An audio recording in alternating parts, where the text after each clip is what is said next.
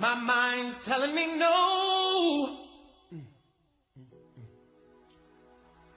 but my body's telling me yes. The allegations of sexual misconduct surrounding Congressman Eric Swalwell and Tony Gonzalez raised questions about the workplace culture on Capitol Hill. For decades, Congress excluded itself from many of the same labor laws it imposed on the private sector, including parts of the Civil Rights Act. Although that's no longer the case, some say that is one reason accountability for bad behavior can still be elusive in the legislative branch.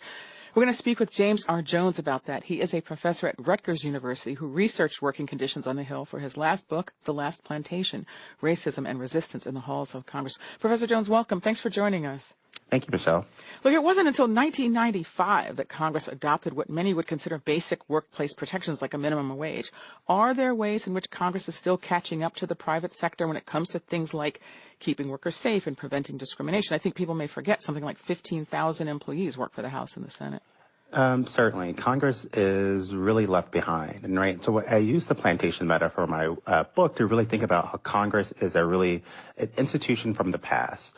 We have to remember that congressional offices are political institutions first and workplaces a distant second, right? So they operate like personal fiefdoms. They have small, intimate teams built around hero worship of a member. An established entire career can depend on one person's goodwill. And that structure makes misconduct really easy to commit and nearly impossible to challenge, right? And so it's really hard for Congress to come up to the future with other, different organizations who have adopted more safeguards to protect their workers. Your book focuses on how racial discrimination has flourished in Congress. What about sex or gender discrimination? Did you see parallels there? I certainly see parallels. These are one and the same problems, right? So when Congress excluded itself from the 1964 Civil Rights Act, it was excluding itself from, requirements to against racial discrimination and gender discrimination. I talk about this in my book, right? As the country was moving forward in the future, in this era, Congress was still openly discriminating, right? So give an example of that, yeah. How did that work? Job ads in the 1970s openly advertised for, let's say, a position, but they said only a white girl, right? They would say white, but no pantsuits. One interesting ad was looking for a typist, and they said they should be attractive, smart, and young. One Republican looked for a staffer and says doesn't have to be a looker, right? So even though, Congress would eventually comply with federal anti-discrimination laws, there's still this sexist culture that thrives on Capitol Hill. And when you interviewed a lot of legislative branch employees when writing your book, which is not always easy to do because, as you said, there's a culture that really demands loyalty and discretion.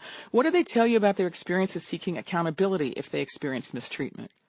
Well, it's really hard when a member controls your next job recommendation, your professional network, and your entire future. So silence becomes rational. So there's this culture of not speaking out because you know that it could really have a devastating impact on your career and your family's livelihood. Do you think that, Congress has updated its workplace protections a couple of times since it passed that Congressional Accountability Act in 1995? In the wake of these allegations, do you think it's time for another update or at least better enforcement? Yeah, I think both. I think, Congress in 2018 passed the Me Too Act, which amended the Congressional Accountability Act. And so now we know if there is an incident and if there is a settlement, but this information is still really, really vague, right? The public will really not know the details of what's going on in these cases.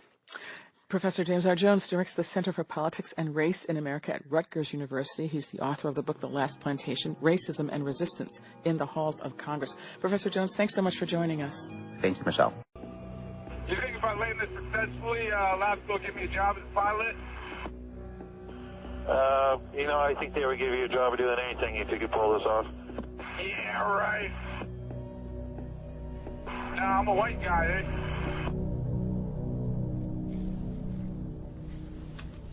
Women once again hold a majority of new jobs in the U.S. and by a wide margin. Here's NPR's Andrea Hsu. President Trump has promised a golden age for American workers, but things haven't been looking so good for men. Betsy Stevenson is a professor of public policy and economics at the University of Michigan.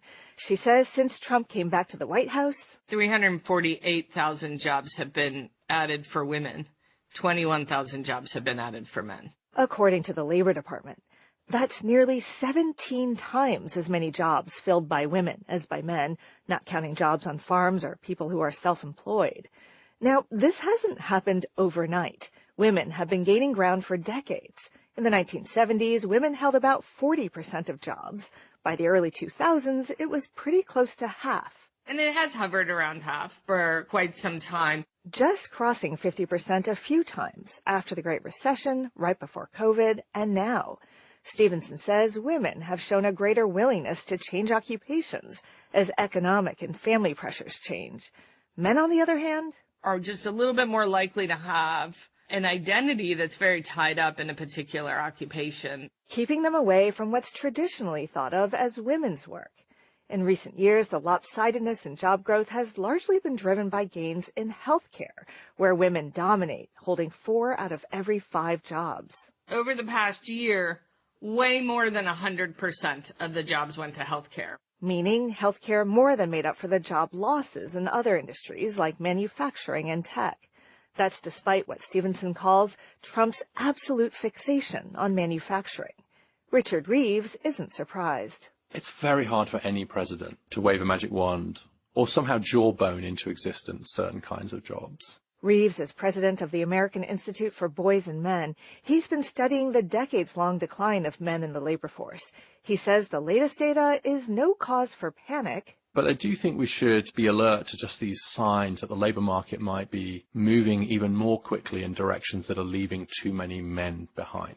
And he has ideas for what to do about it. Remember, he says, for years we've had policies and programs to get more women into science, technology, engineering, and math. And women's share of STEM jobs has grown. But that didn't happen by itself. He says what's needed now are policies and programs to draw male workers into fields like nursing, teaching, and social work, where men are scarce. Reeves says not only could it bring some men back into the workforce, I think it matters in itself because those are occupations that serve people, and they should look like the people that they serve. It's not lost on Betsy Stevenson that this is happening at a time when talking about diversity, equity, and inclusion has become fraught. And yet, the people we need to be talking about right now are men. And it does fall into our DEI considerations. She's been thinking about ways to make the fast-growing sectors of the economy feel more inclusive to men. I think there are ways for us to talk about those jobs as being particularly masculine. She says, think about what it takes to care for patients. People are difficult. They're sick. They're heavy and need someone to lift them. Or children. Kids love to be rough and tumble and building things. Now, before Trump took office the first time, Stevenson wrote an op-ed arguing that if Trump really wanted to get more Americans working, he'd have to, in her words, make girly jobs appeal to manly men. She thinks that's even more relevant today. Andrea Hsu, NPR News. You keep it going, man. You keep those books rolling. You pick up all those books that you're going to read and not remember, and you roll, man. You get that associate's degree, okay? Then you get your bachelor's. Then you get your master's. Then you get your master's.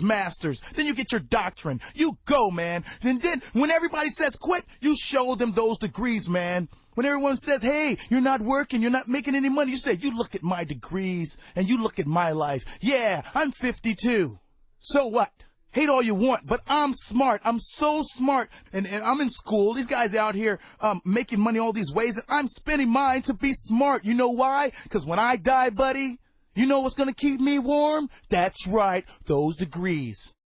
5 on your mental health tonight. Out of school and unemployed, that's the challenge facing nearly 6% of recent college graduates in the U.S. right now. Here with some advice is Dr. Khadijah Booth Watkins, a psychiatrist and the associate director of the Clay Center for Healthy Minds at Mass General Hospital. I know we're, whatever date this is it the 8th? We shouldn't say Happy New Year, but we haven't seen you, so we're going to say Happy New Year. Happy New Year. Great to see you, Doctor. So many of us remember getting our first job Yep. Mine was at the Star Market over the turnpike in Newton. In the deli department. To this day, I remember that, and I remember getting the first paycheck. It was a big boost for our own financial health. But what does the data show about the benefits for our mental health? Well, thank you for having me back again. The first job is super exciting, and the check is the highlight for most of us, but it's also not just about the check. You know, holding a job, being able to meet your own needs provides a tremendous mental health boost, especially that first job. Again, that first job really serves to really boost your self-esteem, it boosts your mood, it gives you that sense of purpose, which is really important as we build resilience, but also having your own money allows you to begin to exert your autonomy and build your financial competence. So there's tons of benefits outside of just the check. No, that's a great point. Yeah. Do you think, Doctor, any job is better than no job when you're just starting out? I would say not necessarily, and it depends. It depends on what the goals are for the job. You know, are you saving to buy a car or take a trip, or do you have rent to pay or have other financial obligations that are like pressing, or do you have a bit of cushion? You know, are you able to kind of take more time? Are you looking to build your resume with meaningful experiences? And in that case, maybe you want to take a class or do some volunteering. Having a job offers those things that we talked about earlier, but it also provides, you know, structure and the predictability around routines, which is incredibly important. So really, I guess to answer your question beyond that it depends, I think for your first job, I'd err on the side of, you know, the quality of the job matters more than just having a job, because you want to set that tone of having a safe environment, supportive environment. You want to have adequate supervision, you know, ideally. That's a good point. So what are some ways that parents can actually help and support their child's job search without stressing them out? You know, there is a fine line when you walk through there. It's a fine line, and it's tough for us as parents because we are frustrated and worried for them as well. But all households are different, and each household has to consider what is reasonable for them, you know, whether it's financially or culturally. The biggest support that I could say would be that mind shift. And I think we talked earlier in another episode about, you know, parents going from, you know, guarding their kids to guiding their kids, and here is similar. We want to kind of move from being their managers to their coaches. And so we want to be making suggestions. So make suggestions maybe on the approach they're taking as they're looking for jobs. Maybe you see some opportunities that you think they might be interested in, and so suggest those opportunities.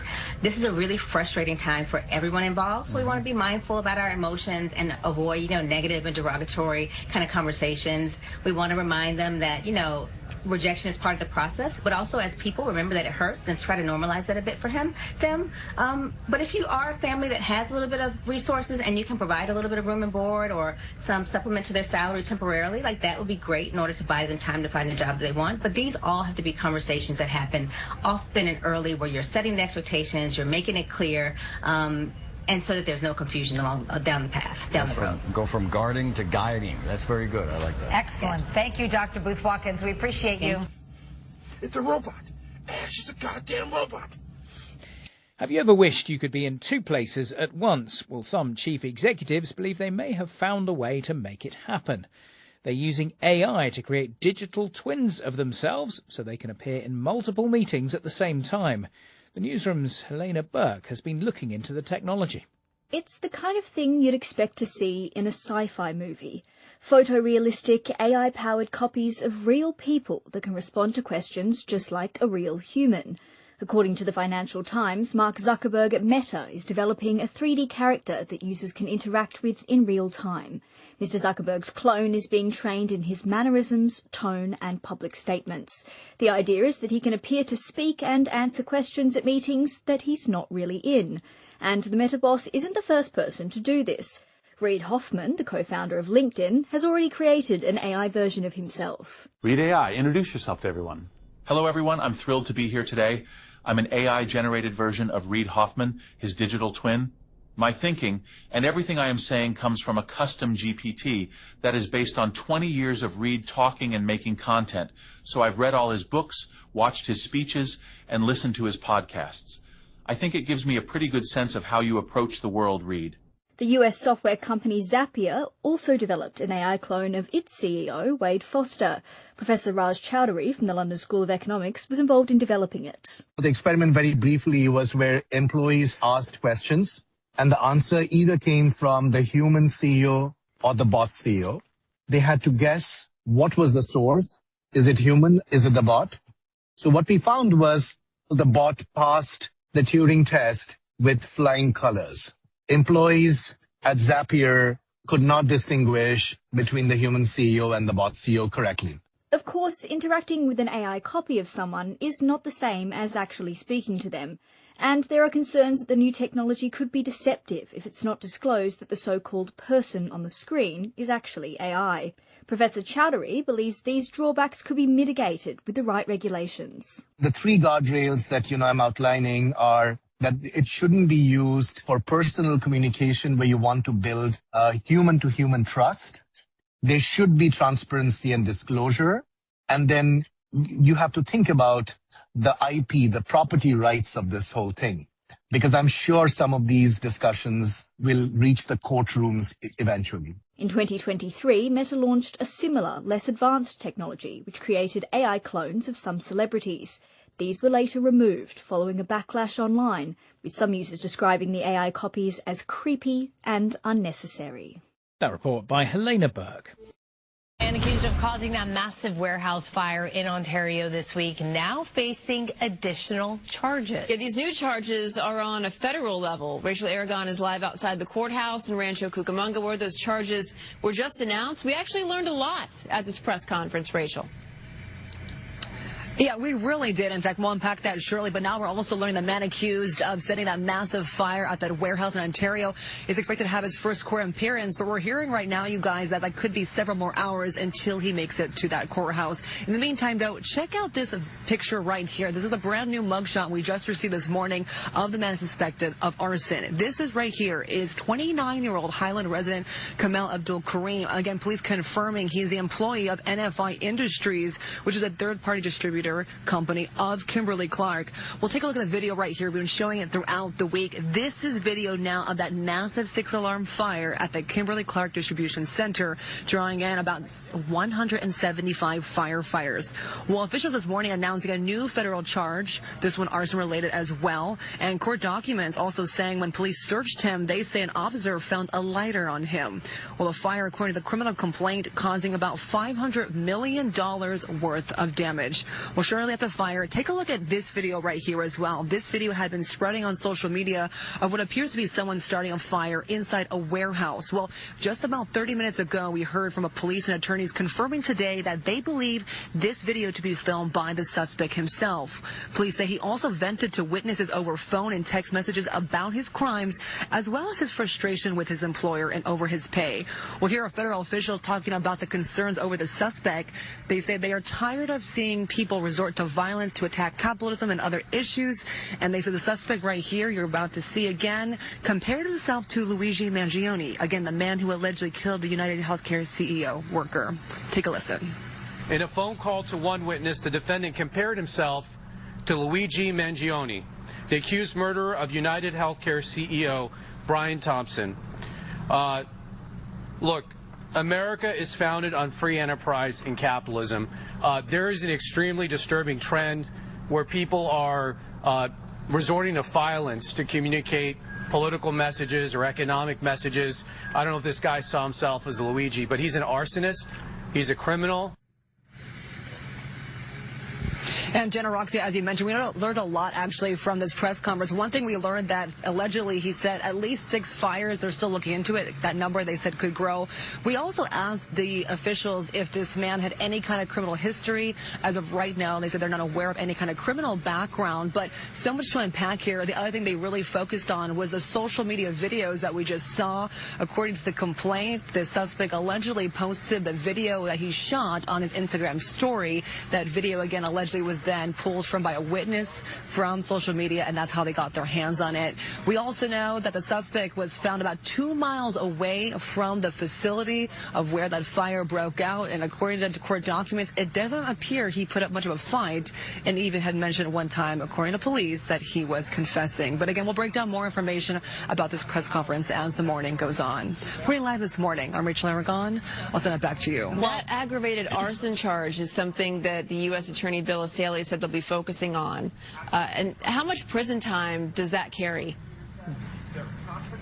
There's so many charges right now, right? But one thing they really zeroed in on was the economic damages. And I know for that charge alone could be anywhere from 10 years to life in prison. And again, that's just one charge, particularly as it relates, like I said, the damage that has been caused. So we're going to get more information. But as of right now, anywhere from 10 years to life. It doesn't seem like he's that concerned in what you just said, what he revealed to investigators, but also putting that video out, which we showed, basically making it clear he's the one behind everything that transpired. So it looks like he was motivated and he really just wanted to do what he wanted to do and make a point. Yeah, and that's what the U.S. attorney found so concerning. He says we're often seeing these trends or at least patterns of people who are almost boasting, if you will, on social media or other platforms about what they allegedly did. And because that's really concerning. So, yeah, definitely a lot of questions about that. Yeah, more wanting to send a message. All right, Rachel, thank you.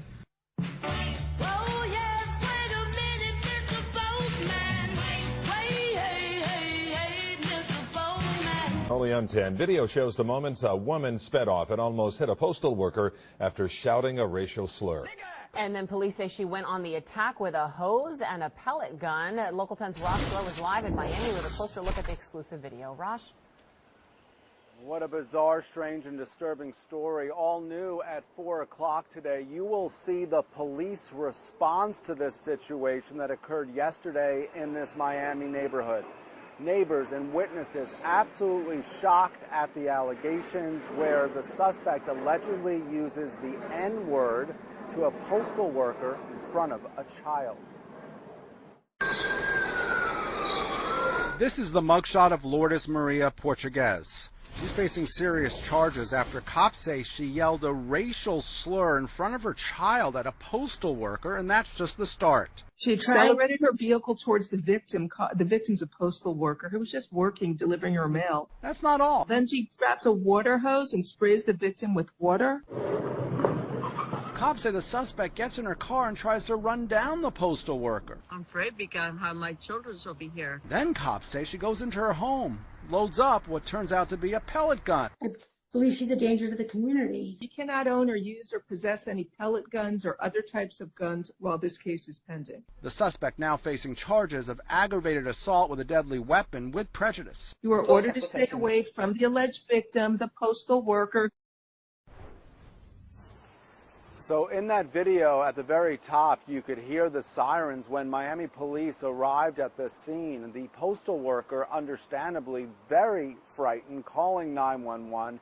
In the video, there were a bunch of police officers here. Not only do police say that the N-word was used, but they also say that this woman in that car, police say, tried to hit the postal worker numerous times, and she had to jump out of the way.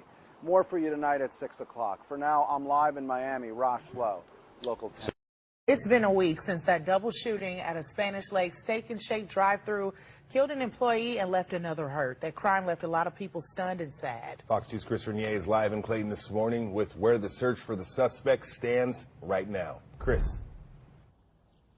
Ty, good morning to you. Blair, good morning to you as well. We are just outside of County Police headquarters. Detectives with the Crimes Against Persons Bureau here are continuing to investigate this case. This morning, a county police spokesperson telling me that those detectives continue to follow leads, but there are no suspects in custody just yet. Police and the family of the woman who was killed in this case continue to ask the public for help. Take a look at a picture now of that Steak and Shake worker who was murdered in the shooting. She was 32-year-old Chauncia Meekins. Chauncia was pronounced dead at the scene there following the shooting. Another worker suffered non-life-threatening injuries. This past weekend, loved ones of Chauncia held a balloon release for her at the Steak and Shake there on the 11,000 block of Bell Fountain Road where this tragic shooting took place. Loved ones consoling each other at that event, calling Chauncia a beautiful person, still trying to comprehend this tragedy.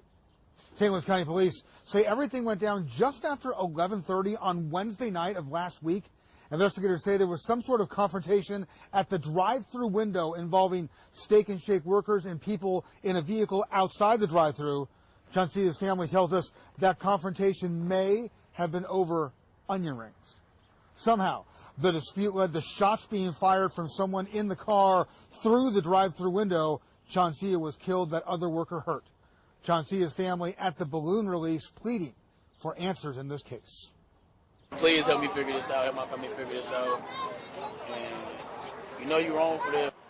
She was the wonderful, sweetest person I ever known and loved. She don't deserve no stuff like this. She don't deserve it. Chauncia's family also providing a cell phone video of her dancing taken not long before her death. That county police spokesperson telling me detectives are revealing potential evidence, including possible surveillance video from that scene. Visitation and funeral services for Chauncia are next Tuesday.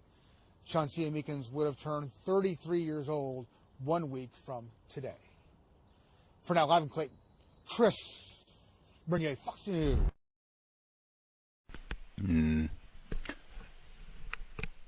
Chauncia Lashell Meekins. Context of White Supremacy. Gus T. Renegade in for another broadcast, hopefully to share constructive information on the global system of white supremacy. Today's date, Thursday, April 16, 2026. So I have been told. This is our weekly forum on neutralizing workplace racism, not for spectators, especially if you have figured out how to survive your shift without being trapped in a blaze of arson,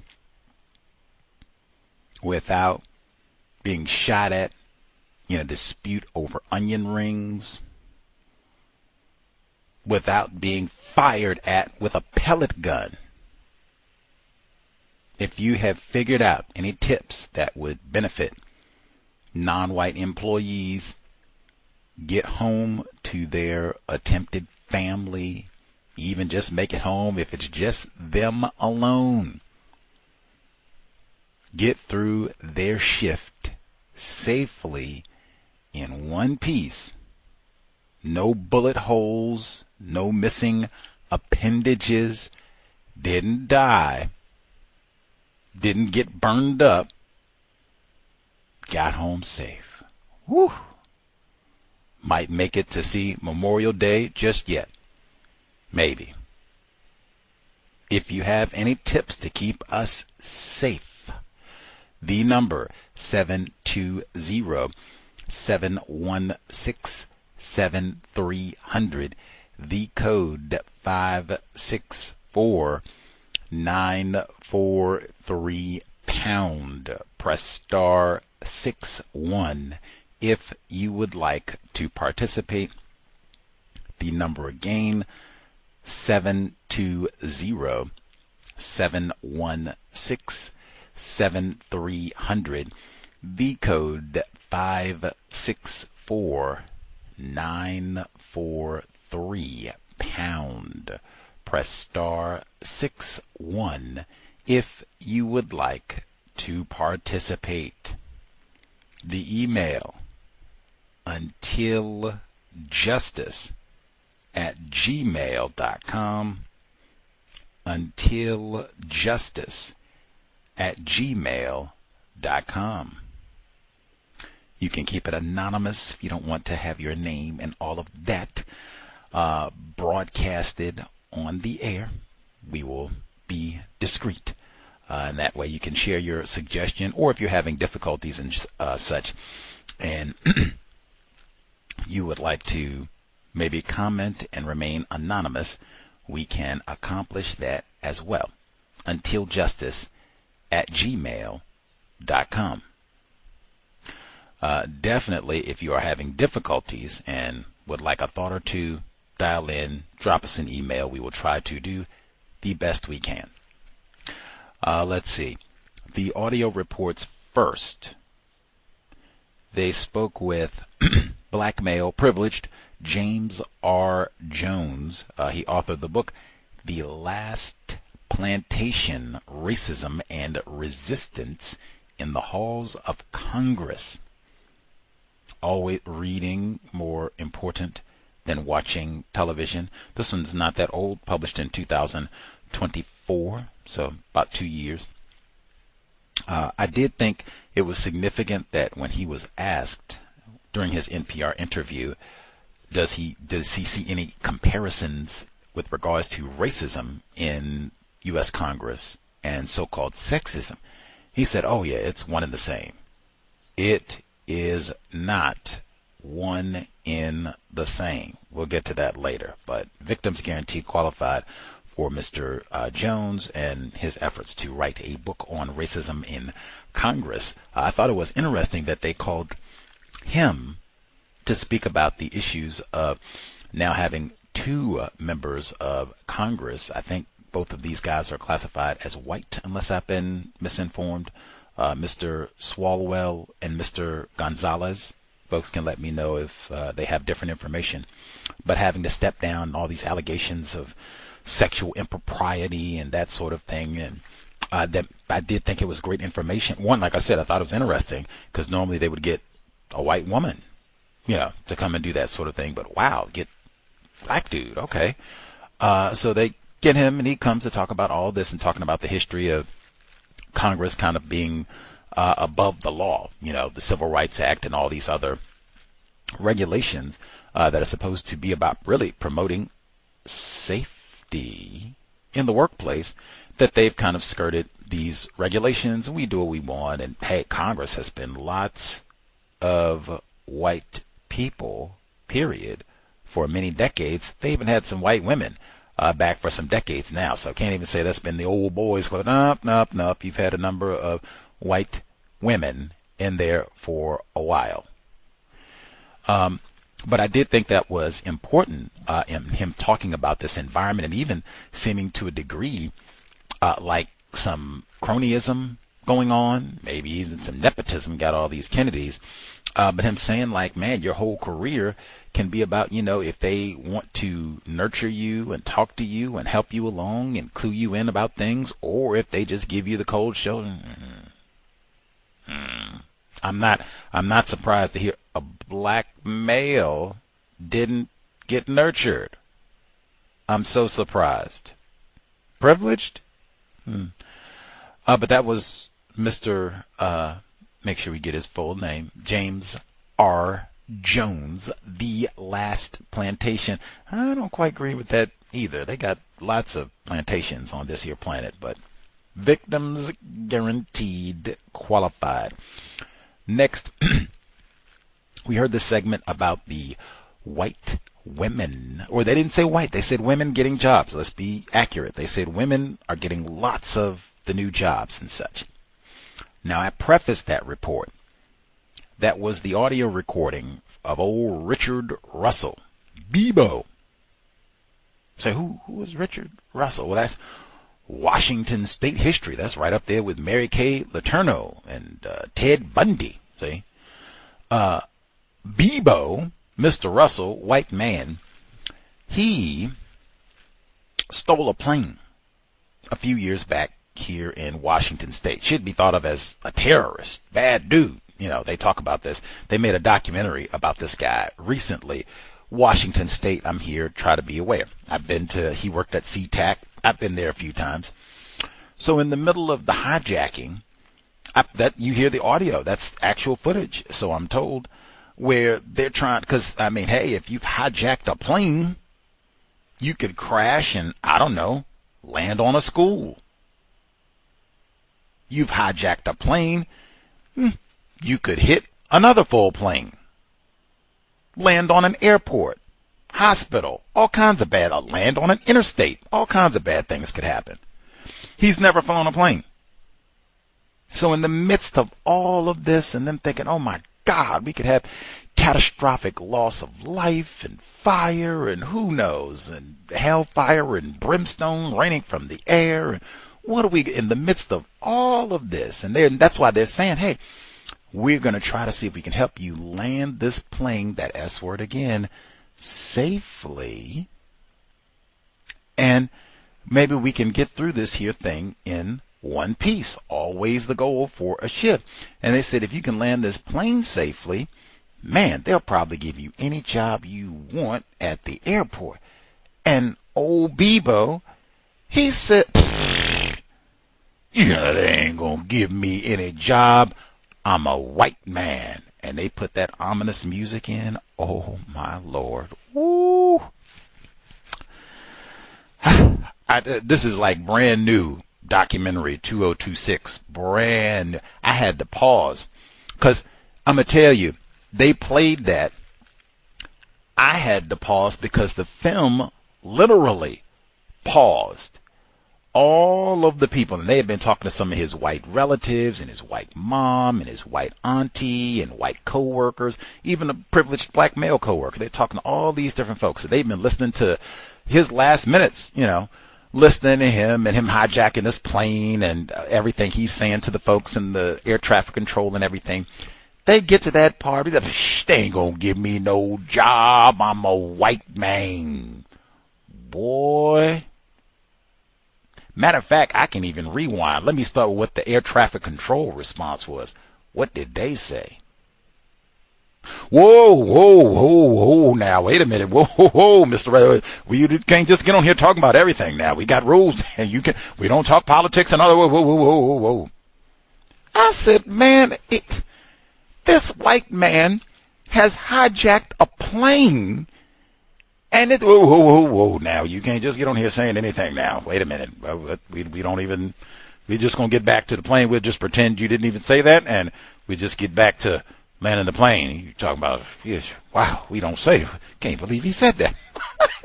Man. So that's the air traffic live time response. Then they get to all the relatives and coworkers and homies that knew him.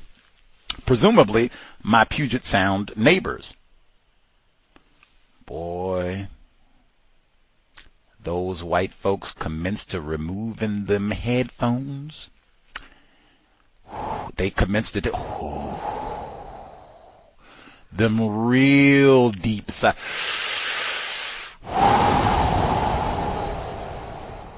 What up? What do you say? He said, there it is. And he took another one of them deep. They said, oh, man, yeah. And then some of them, they said, can you turn that camera on? I don't. And then some others, they said, I'm going to need, they said, yeah, I was going to say something off the record. You still got the camera on, don't you? Wait a minute. He hijacked the plane. Nobody had all this reticence. And can we, wait a minute, I need a bathroom break or something. Y'all, we gonna talk about this on campus? Oh my God. He hijacked the plane. 9/11. What does it, and this documentary is listed under mental health. I thought Bebo supposed to be with them box cutting Al Qaeda. That's what I thought, because you still never mind. So anyway, that's Sky King. So we moving on. And they said that women are getting all the jobs. They don't want Bebo. That's why he took the plane. I said, wait a minute. Well, no. We have Neutralizing Workplace Racism. We've been here for a full decade as an individual broadcast. We don't take weeks off and vacations. We do our job. Racism on the job. They had lots of reports, more than I can even name. We published a bunch of them about black females specifically hurting, losing jobs and the federal cuts, Elon Musk and Doge, and oh my goodness, black females hurting. Ain't they been saying that for the longest? Lots of it. They didn't say women, or they said black females exclusively. They didn't even include Leroy. So they said, well, he's been unemployed. So if you've been saying that for a full year, that's master deceiver. You can't come back and then tell me if it did black females, have they had a miraculous recovery over the past, what we talk about, since the first shutdown, the one in October? Have things just, wow, we have had the exponential rise of the black female? Has that? Because I ain't seen none of those reports, and they didn't say nothing about it in that audio report I just played. If we have black females where that has been the case for you, like, man, in 2026, I done came up like never before. I done tripled my salary. Racism-notes.blogspot.com. Racism-notes.blogspot.com. PayPal button, top right corner. You'll see the link beneath, or links beneath, for Cash App, Venmo, PayPal. You'll also see the link for the Amazon wish list.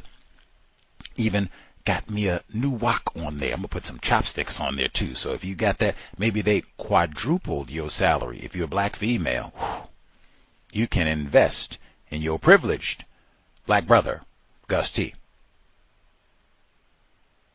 Anywho, but I haven't seen those reports, so you can't come and now tell me, women, we came up, we getting all the jobs and goodies, because I've heard reports like that since COVID-19, really, where white women, they were doing all right, but see, they don't say it that way. They'll just say women.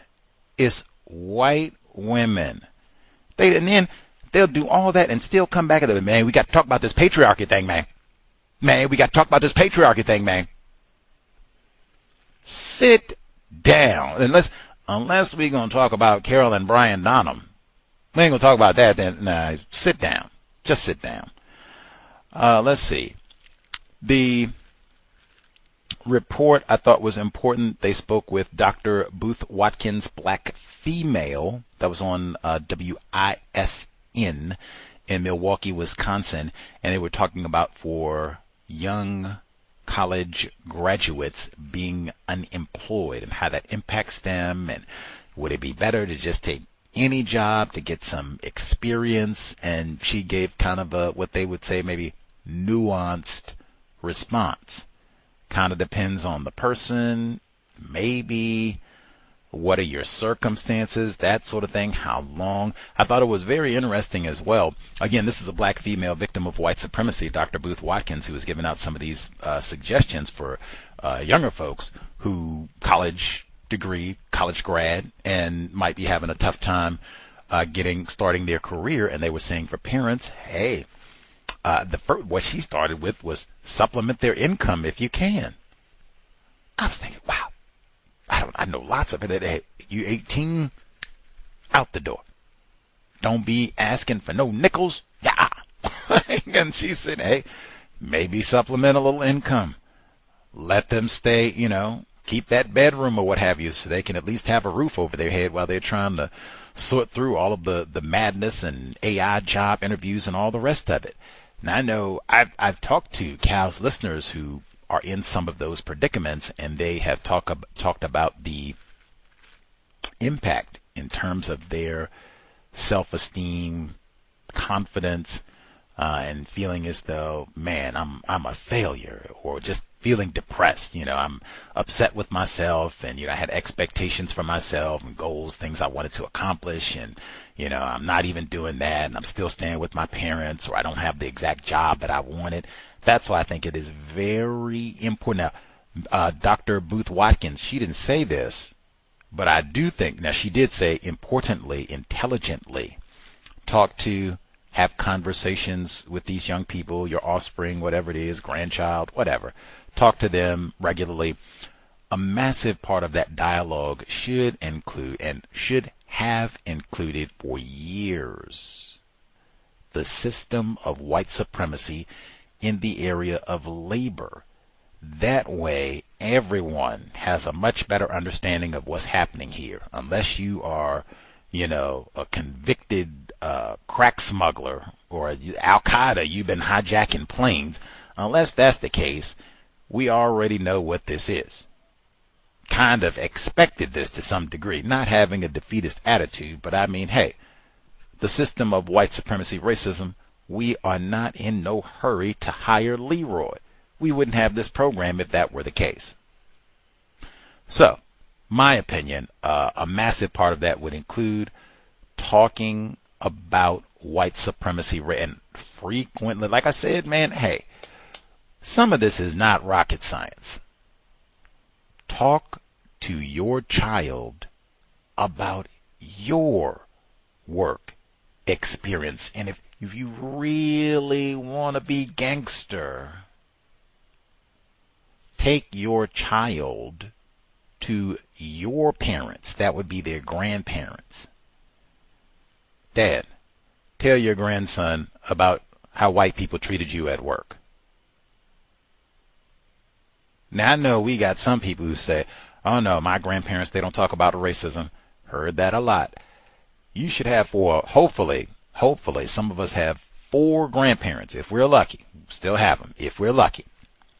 But if you at least got 2 or 3 of them, man, I would at least ask if you can call, text, whatever it is, if they can do it over Zoom or if you can go see them in person, and just that uncle, aunt, one of your older relatives, especially who's got like a good long 30, 40 year work history on the plantation, hey, just talk to them about your experience on the job, how white people have treated you. Now, if they want to share as well about many of the no-count black people that they don't like and have worked with, I guess, hey, brothers and sisters not on the job. I guess that's important to get into. So, I mean, okay, but we do what, hey, system of white supremacy racism.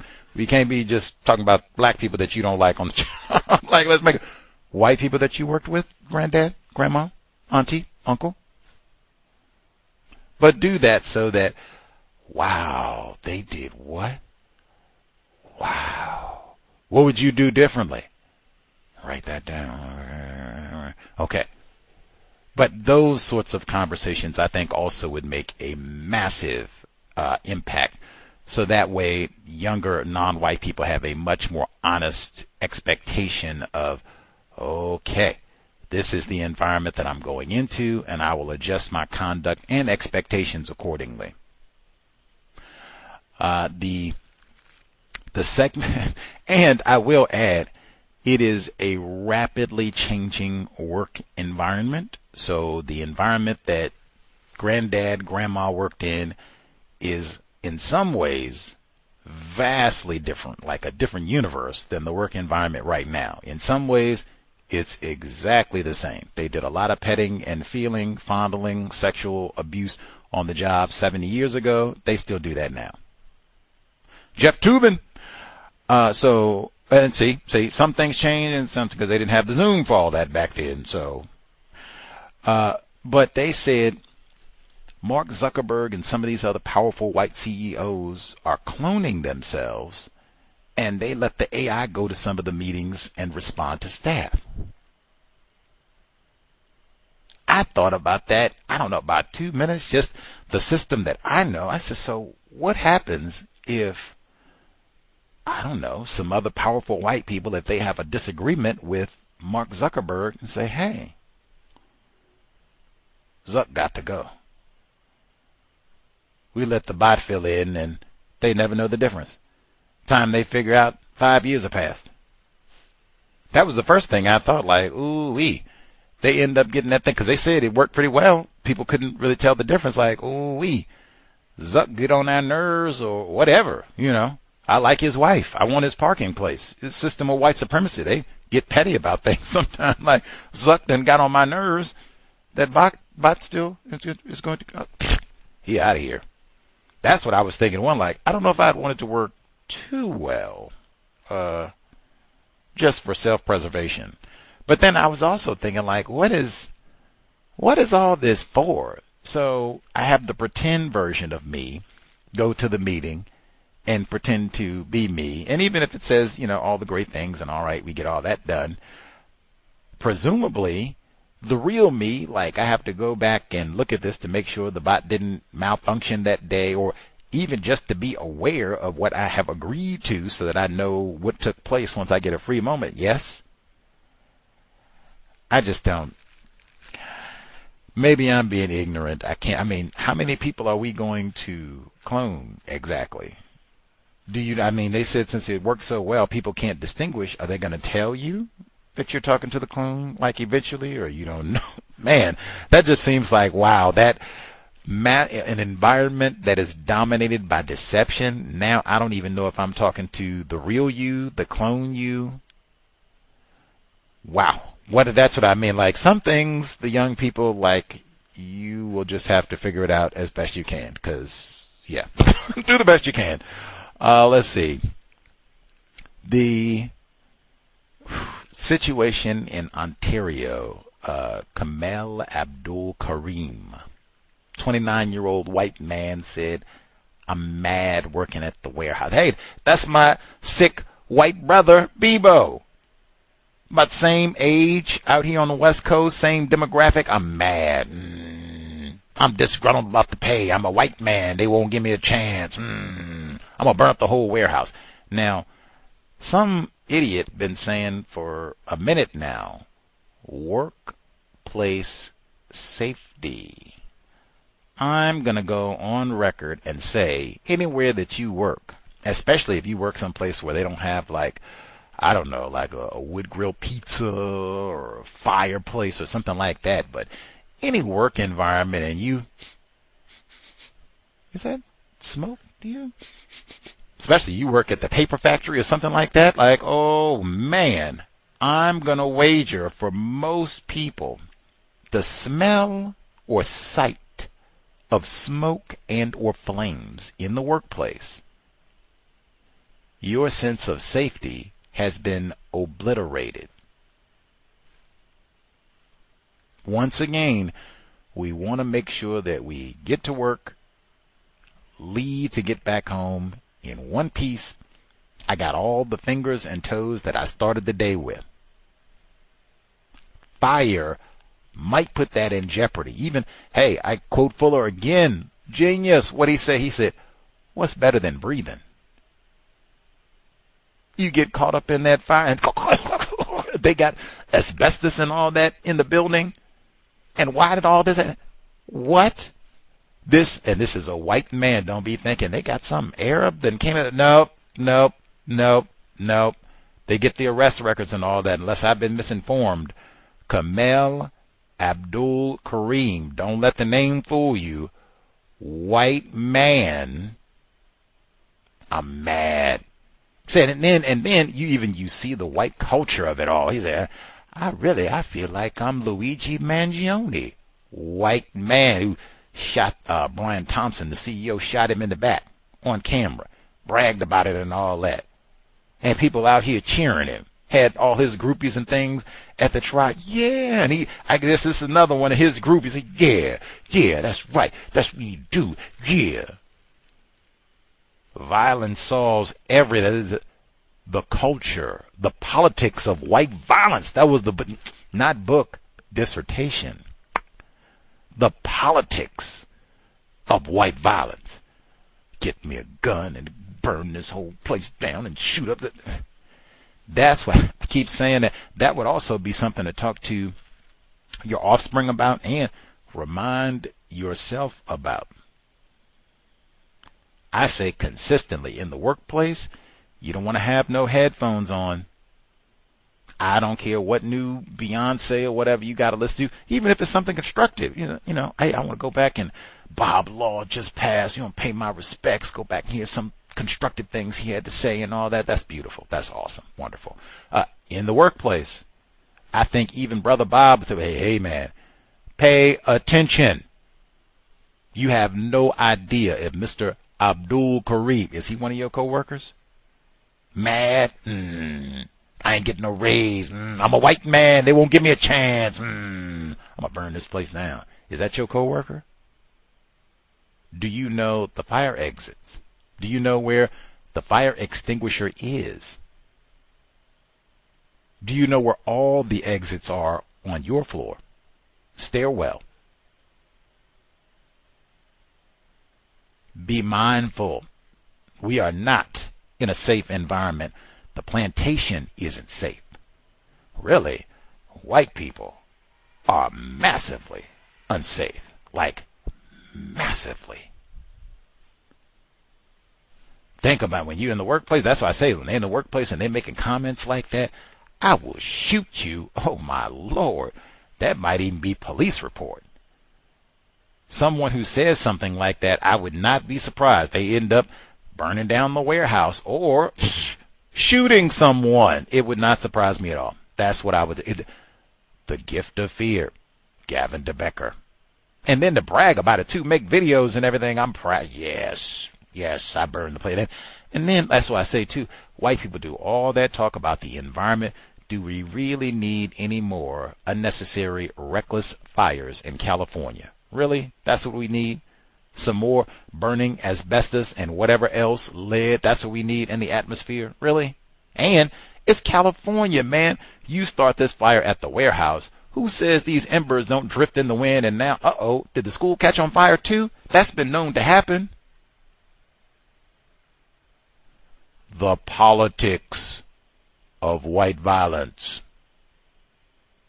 Speaking of which, they had the report. This is another one, so don't let the names fool you. So we had suspected race soldier Chamel Abdulkarim, white man. And then in Florida, Miami, that's down there, retired firefighter in Florida, Lourdes Maria Portugues, white. They get the arrest record, so this ain't no Gus T got on here and made it up and what I wanted. She got arrested. She facing felonies. Hear that? Plural, multiple. That was the first thing I heard first thing I thought when I heard that report. She did what to a postal worker? That's a felony. Like, oh my Lord. I wouldn't care if my worst enemy is bringing the mail. Like, man, maybe get a dog. Get the most aggressive white dog. That's what you do. You get a nigger-hating dog or whoever your enemy is, and you train them on their scent, and they bark and chase them and get everything. I get everybody on the block. Get a dog. The post office, as long as they have that carrier. Now, once that carrier goes, you can, give it back to the kennel or whatever you want to do. Sell a dog, put it on Craigslist, whatever. But long as it's him, oh yeah, we gonna get him every day. We don't even feed the dog until after the postal carrier is gone. So he's hungry and agitated and mad. We just get chasing. Man, I feel like I'm gonna die. I run out of all my dog spray and That's what you do. You don't hit no postal carrier. That's a felony. That's the first thing that came to mind. That is a felony. Like, you have royally messed up. Unless you got homies on the police department or you're married to an officer or something like that. You met maybe your grandfather is the prosecutor down at the courthouse or what have you, the judge maybe, so they can make sure that you're not going to get no charges. But, oh, man, that is terrible decision. I wouldn't care what Leroy the mailman did. You just have to call him a nigger and keep it moving. And they didn't even say that the mail carrier, privileged black male, they didn't even say he did anything. I'm out just trying to deliver mail. She gets mad. She sprays him with the hose. Gets the pellet gun. I almost did the rewind on that. Like, what? The politics of white violence. Again, what did he do that warranted even the hose, really, but especially, I got to get the pellet gun. You didn't bring my mail in a timely manner. You bent the envelope. You potential rapist. What? Like, I got to get the pellet gun? And then they just tried to hit him with the car.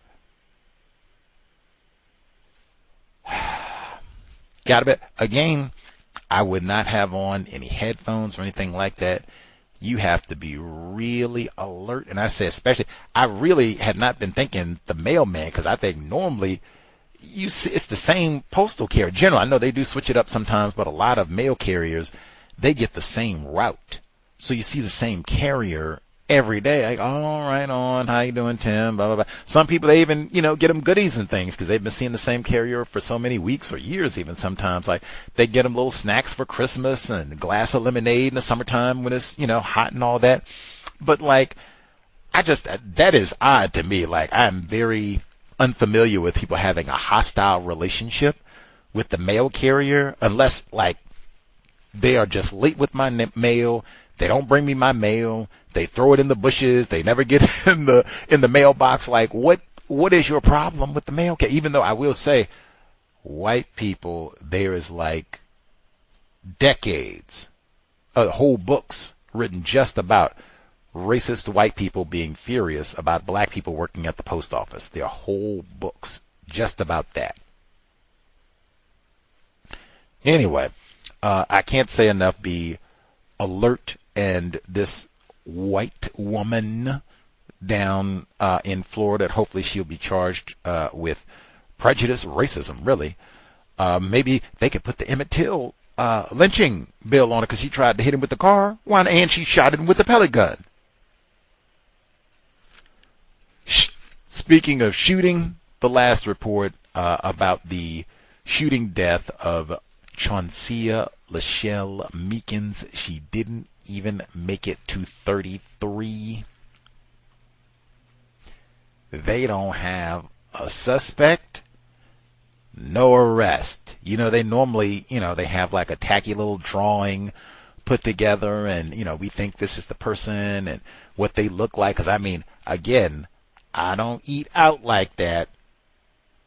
What you eat today, Gus T? I had sweet potato, kale salad that I made personally.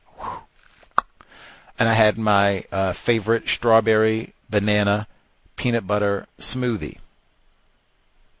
Probably get some dinner to munch on later, but I don't do all that eating out, McDonald's, Taco Bell, especially if you're going to get into Mortal Kombat in the drive-thru over onion rings. I definitely am not going to do no.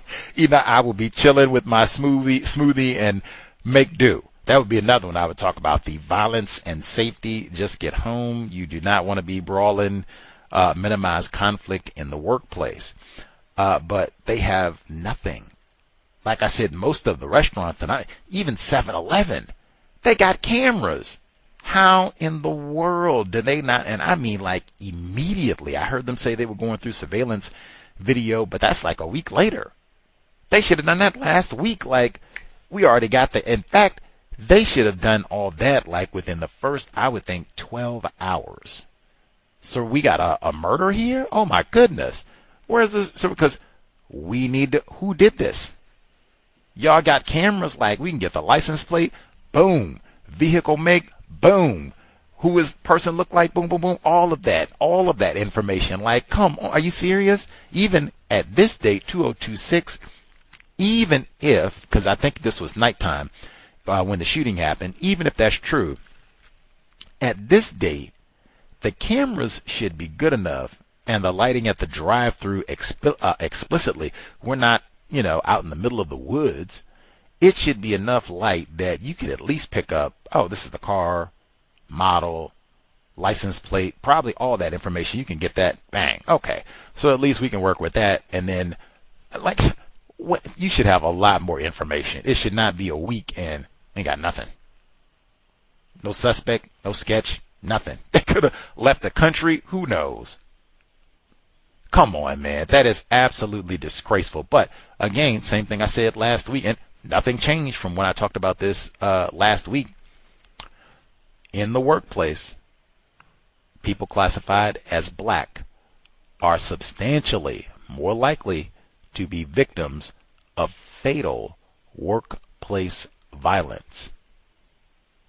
I would definitely tell non-white children, young people starting their career, even if they're struggling, can't get that job, and they're staying in your basement or attic or whatever it is, or got their old bedroom back, whatever. Hey, it might be a blessing. The job that you wanted, they might have some kind of violence. You check the paper and I'm like, oh my God, they didn't have a shooting there. I was trying to get a job there. Lord, work in mysterious ways. Fill out a new application tomorrow. Workplace safety. Same thing I said before. Do you know where all the emergency exits are? Fire extinguishers. Stairwell. Pay attention. And that's another one, really. For safety, self-preservation, I do not ever say be mute. Don't talk to your coworkers at all. Never converse with. I'd never say that. I've never said that. I've said talk about things going on in the workplace all the time. That's what I've said. Try to get information, talk about what's happening here, what's going on, blah, blah, blah, new project, blah, blah, blah, blah. But while you are talking about things in the workplace, I would be paying attention to all the people that you work with. Anybody look upset? Anybody sounding mad? Change in behavior. Say, talking about violence, grievances, that sort of thing. I would be very alert to that. Put that in your notes. Write down as much detail as you can. Alert your supervisor. HR, if it's serious. Same way we talked about, I think one of our callers, he said it was a black male who had a history of conflict in the workplace and arguments with other coworkers and things. He got terminated, and then after he was let go, he would come back and just park in the employee parking lot and sit there and I guess look furtive, that sort of thing. I said, oh my goodness, that's dangerous. Like that's what I mean, being alert, mindful. I say that too. Scan the parking lot. Do you say, oh, whoa, that's Ned. He got fired last month. Why is he hanging out on the lot now? Oh man, that can't be good. And he was here again. Now he was here last week. He's here again. Oh man, can't be good. I know he's not friendly. He wasn't friendly when he was employed here, so he certainly is not going to be no bucket of smiles now. Be alert. Be mindful. The plantation is not safe. And you got a lot of people that are on drugs, narcotics, alcoholics, racists. Be alert and be paying attention to the people that you work around. If they're saying things that are peculiar, violent, take note and report. Minimize conflict to the best you can. The number again, condolences to the family. Not even 33. Not even 33. She's in the group I'm talking about. People you should be talking about at the beginning of their work career. Chauncia, Lashell, Meekins. The number again, 720-716-7300. The code 564943 pound. Press star 61 if you would like to participate. See if folks have thought. The email untiljustice@gmail.com.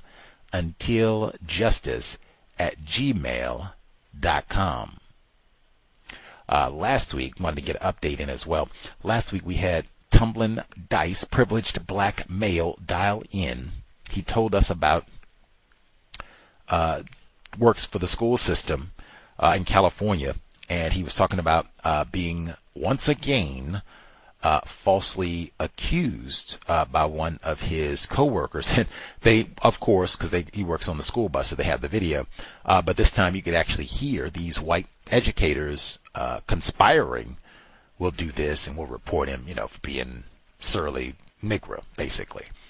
And so he was asking us what would be the best way to proceed, because he wants to report this as a pattern of him being wrongly accused of just anything. You stole these construction workers' cone, and you stole the weed whacker, and then these, I don't even know the charge. It was so vague. He was obnoxious or something. It was a really vague charge that you were rude to these white women, basically, and then you were drinking Mad Dog on the back of the bus. Just all these really just racist and bizarre charges.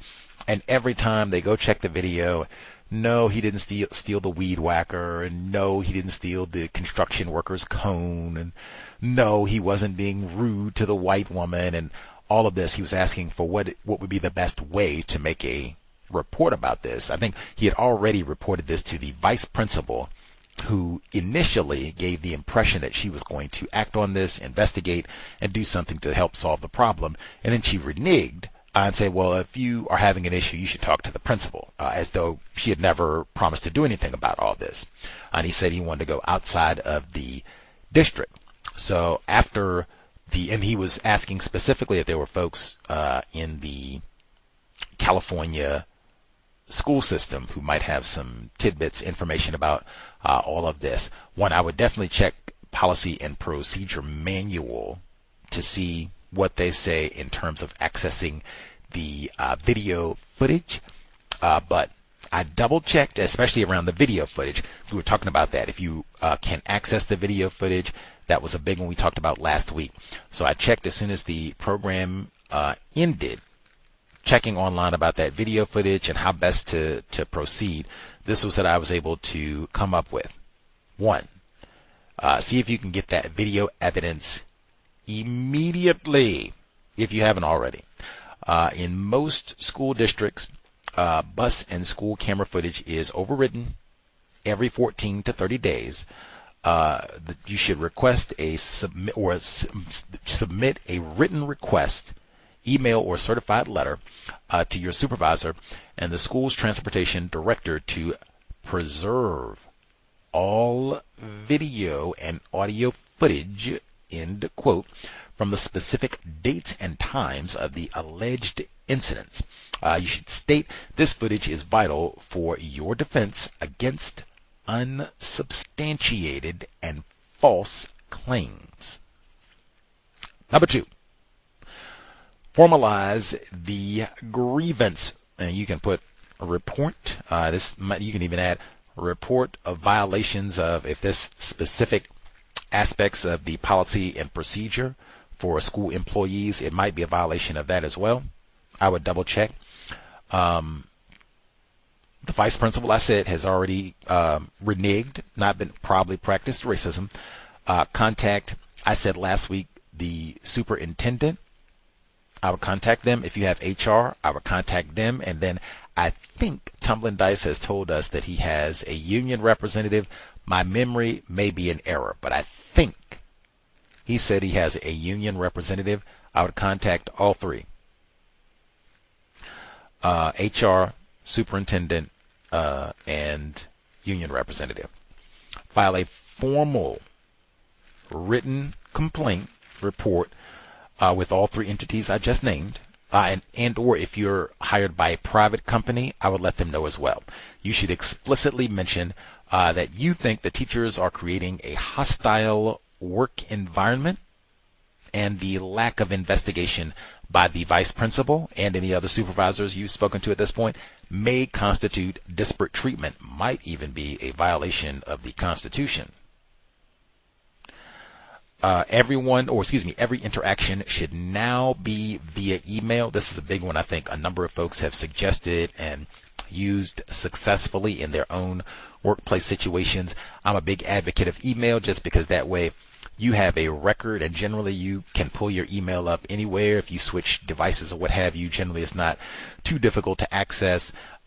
You have time stamps, the replies, all of that. It just makes it very easy to organize. You can keep PDFs, records of all of your email interactions, even if they don't reply. But you can keep all of that together. You'll have the record of which email you used, and everything can be very helpful. And then if they do reply, great. Now you have PDFs and all of that as well. And plus then, you know you have the correct address. You have evidence that you have the correct address and didn't, misclick when you were putting in the email destination. So great on all accounts. And even what we've said before, even if there is a meeting about what has transpired and we're trying to resolve this, follow up with an email. And we've said you just give quick, it can be quick bullet points or what have you, with just, we talked today about boom, boom, boom. This was the resolution, or this is the deadline. This is the amount that I'm supposed to be compensated. Whatever it is that we talked about, you follow up, confirm, and they can rely. Yes, that's what we said. Boom, boom, boom. Let's see. 3. Oh, already got that. Contact union. Forgot I had that as whole set. Everything I just said goes to your union representative as well. I think he did say he had a union representative, so this should all go to the union representative as well. The 4. If the internal process fails and the harassment continues, you can look outside the school system. I think I went over this on the compensatory call-in on Saturday, because I think as soon as the program ended last Thursday, I started looking online to see if the video in California was publicly available. And I was like, oh, wow, it looks like it is. Like, you just have to file and put the form in and all that. So I mentioned this immediately on the Counter-Racist Weekly Review last weekend, and I'm just doing it again here. In case Tumbling Dice is listening live, and then perhaps other people as well who might, benefit. But California, they should have a local state EEOC that you can contact to report what's going on. I'd be as detailed as you can in terms of dates, times, what happened, and then the previous, like this is the date, time, and all that of the weed whacker incident where you were accused and what was the resolution there. And then this is the date, time, and incident, people involved when they said that you stole the construction workers' cone and what was the resolution there. I'd get all that together and boop, so you could do your local or California's EEOC. Maybe even if they have a state civil rights agency, that might be constructive as well. And then diary. I cannot stress enough, just have your own workplace journal. Anything that happens, accusation, anything you get, violation of policy and procedure, anything, document. Like I said, date, time, who was there, what specifically happened, and be as detailed. If something was said, try to get it verbatim. If something is said, that's why I would stay in the question lane. What did you say, sir, ma'am? And they can even see you writing it down just so that you can get it accurately. Write it down. That way you have a log of all of these incidents. That way you don't have to rely on your memory.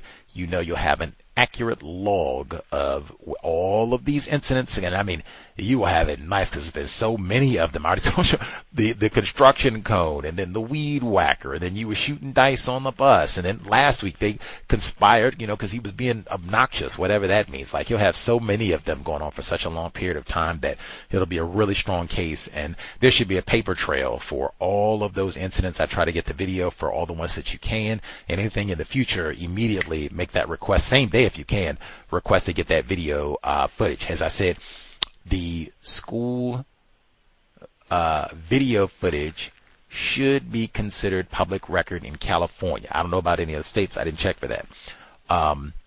They generally will redact if they have like children on the bus, that sort of thing, or in the classroom, whatever. But I think he might have said it was just he and this white educator, so that might not even be an issue for this segment.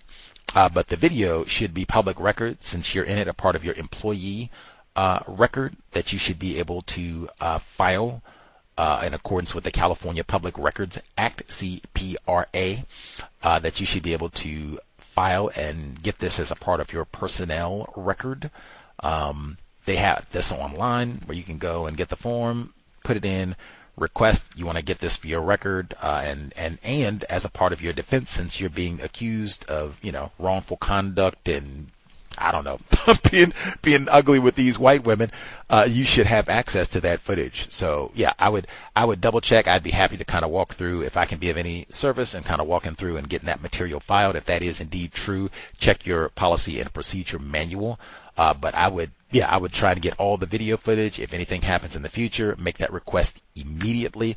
Keep that personal log. And yeah, maybe even I'd said last week I would contact the superintendent with kind of what I said this week, kind of a bullet point of all these different incidents when you've been wrongly accused, and then the steps that you've taken to remedy this, even including the vice principal, and yet nothing has been done. It's just more false allegations, lies really, but false allegations. And what can we do so we can get back to transporting and educating these students safely?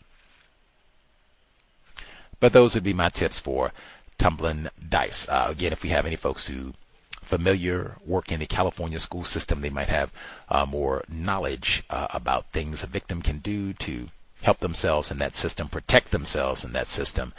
Let us know. The number is 720-716-7300.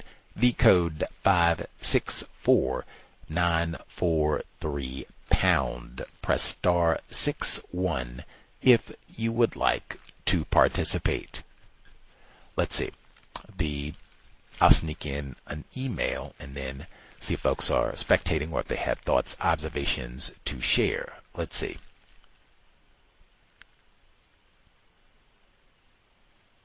Email number one. This is our young lady. She wrote us last time and she was having a really stressful week where they had just done lots of, they being her racist coworkers and even some of the non-white people, victims of racism, pitching in as well, probably as they've been told.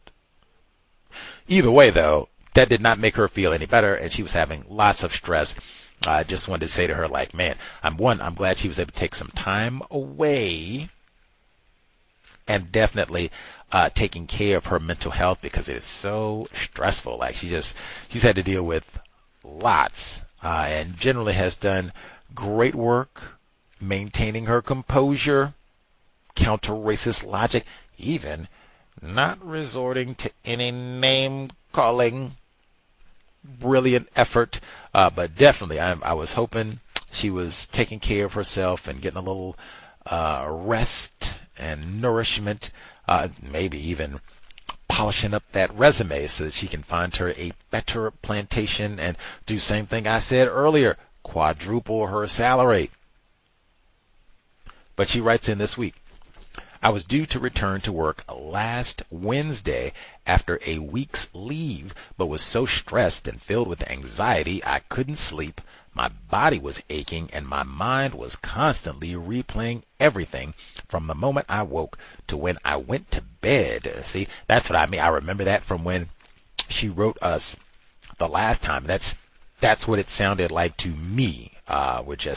It's just so toxic, and I know that for lots of victims of white supremacy in the workplace that we're in, it can get to that point where you can't even function. It dominates your thinking because it's so frustrating, and frequently because it's so unjust, where we're trying as hard as we can to do the correct thing, and they just keep lying and manipulating and practicing racism, and it just gets so infuriating.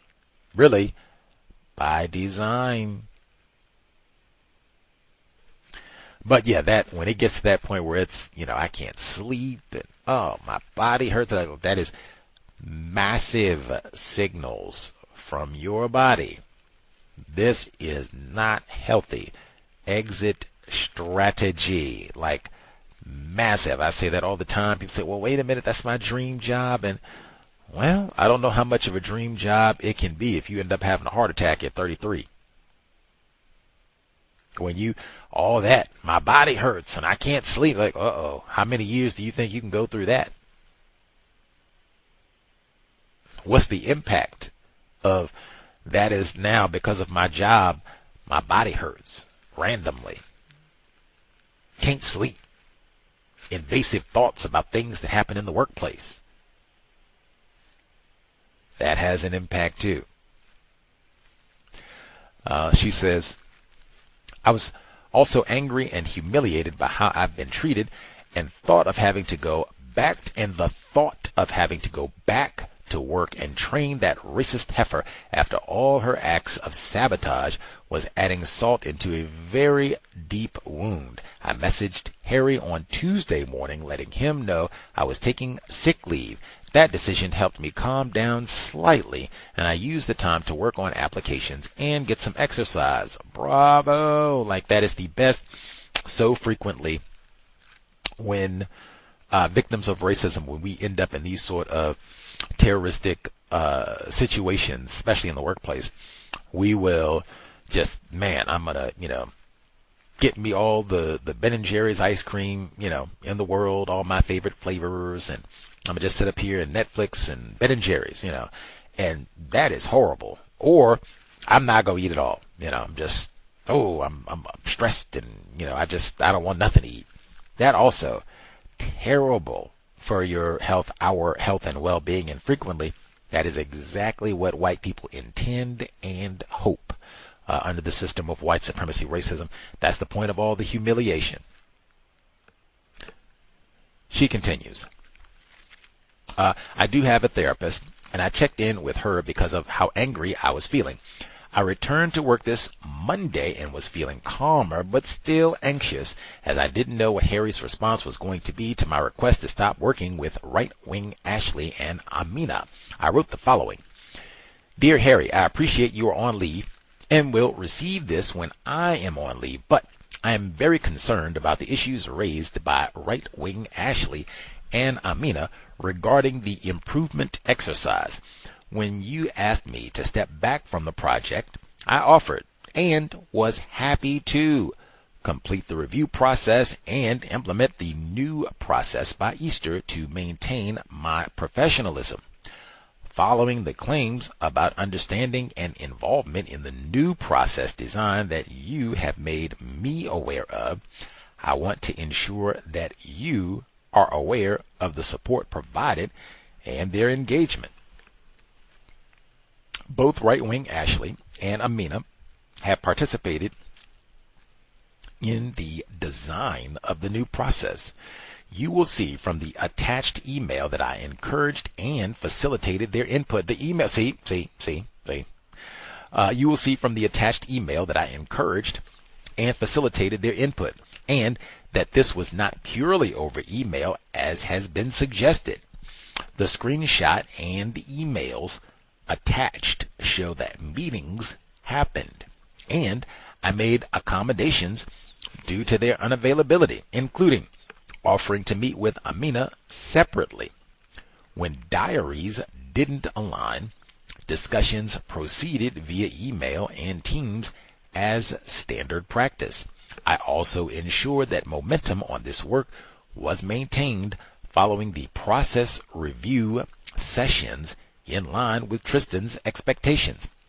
You should also be aware that right-wing Ashley was on leave over the period and Amina had training which affected the ability to bring everyone together in advance for the first session. Complaint debrief and learnings to inform the fuller process review session. The debrief was rearranged due to right-wing Ashley being on sick leave. She had the neurodiversity flaring up that, These project team meetings provided opportunities for team discussion, emails, and screenshot attached. Love it. And to review the output of both sessions and ask questions, which they did alongside horizon scanning meetings with legal, most recently last Thursday. We had a team away day at the end of February before Tristan went on leave, and we were asked to give verbal updates on our work streams. Amina led on our project and was able to relay a comprehensive overview to the process changes and the reasons behind them. Tristan was present as team lead. I've also attached the screenshot of the message Amina left in the team stand-up chat in response to your questions on the new process. Love the screenshots, because I think sometimes she was talking about how some of these messages, exchanges, they do not happen on email, and they might happen on another platform where the content is not saved. So if you don't take these screenshots, you'll never have evidence. She continues. The Amina comments on the changes and the impact they will have on the 30-day requirement, demonstrating that changes are already being implemented and understood.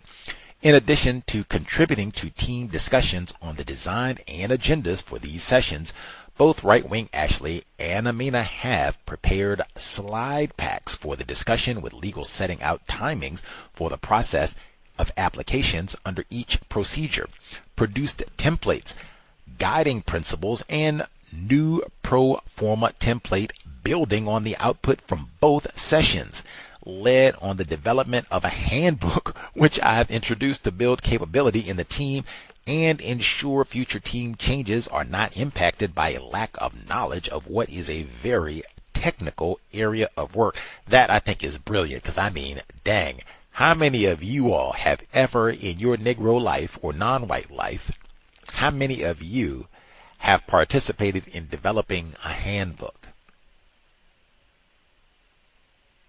I don't think I can say yes to that one. I have to think a little bit, but I don't think I have yet. If I get to put that on my bucket list, I'll let you know when I cross it off. But if you participated in putting a handbook together, don't you turn around and tell me you're ignorant, unless you're telling me that this handbook is worthless.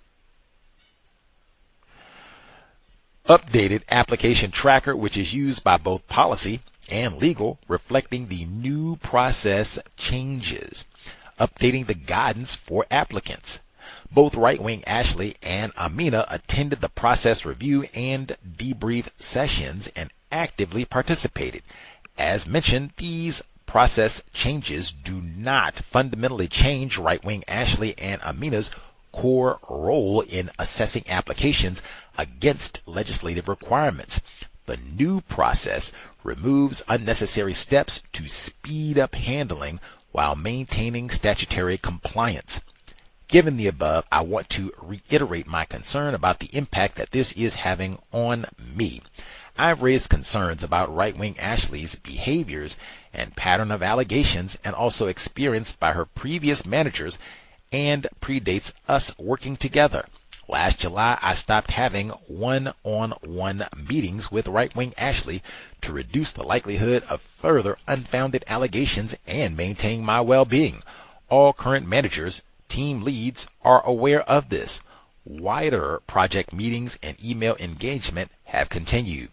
Right-wing Ashley makes allegations when receiving feedback or there is an outcome she does not like, concerns that I have raised with managers.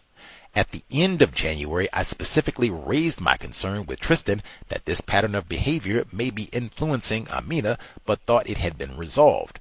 Tristan and Isabel are also aware of right-wing Ashley's January allegation, email chain attached, that I was demeaning her and knocking her confidence despite her own confidence and knowledge of the role. Come on. She continues, despite the engagement and effort that I have put into improving how applications are handled, these conflicting claims are making what should be a relatively straightforward exercise unnecessarily challenging. They are also having a negative impact on wider team dynamics, and the pattern shows a lack of regard for my position. True. Therefore, another three-way meeting would not be beneficial to all parties. Equally, right-wing Ashley has been in her role since the end of October, early November 2024, and Amina around November 2025. As above, the process changes do not fundamentally change what they have been doing. Therefore, I do not think another walkthrough is required. And again, the project, the work that they're doing, Amina and Ashley, this was work that, unless I am confused, this was work that was previously done, according to, I think, Harry and other folks' testimony. There was no supervisor doing this. There was no person, hey, we got to organize. They just did this on their own. I guess they had competent people before, or people who did a better job pretending that they were competent, and now they don't have that. Let's see. As requested, I will send the draft process map to legal for review and make any necessary changes when I return from leave. I will also come to back your other questions about the risk removing the professional and draft application steps when I'm back from leave. These were in place before the project was handed across from Phoebe's team, so they are best placed to answer how long this has been done and to support the team in updating the guidance.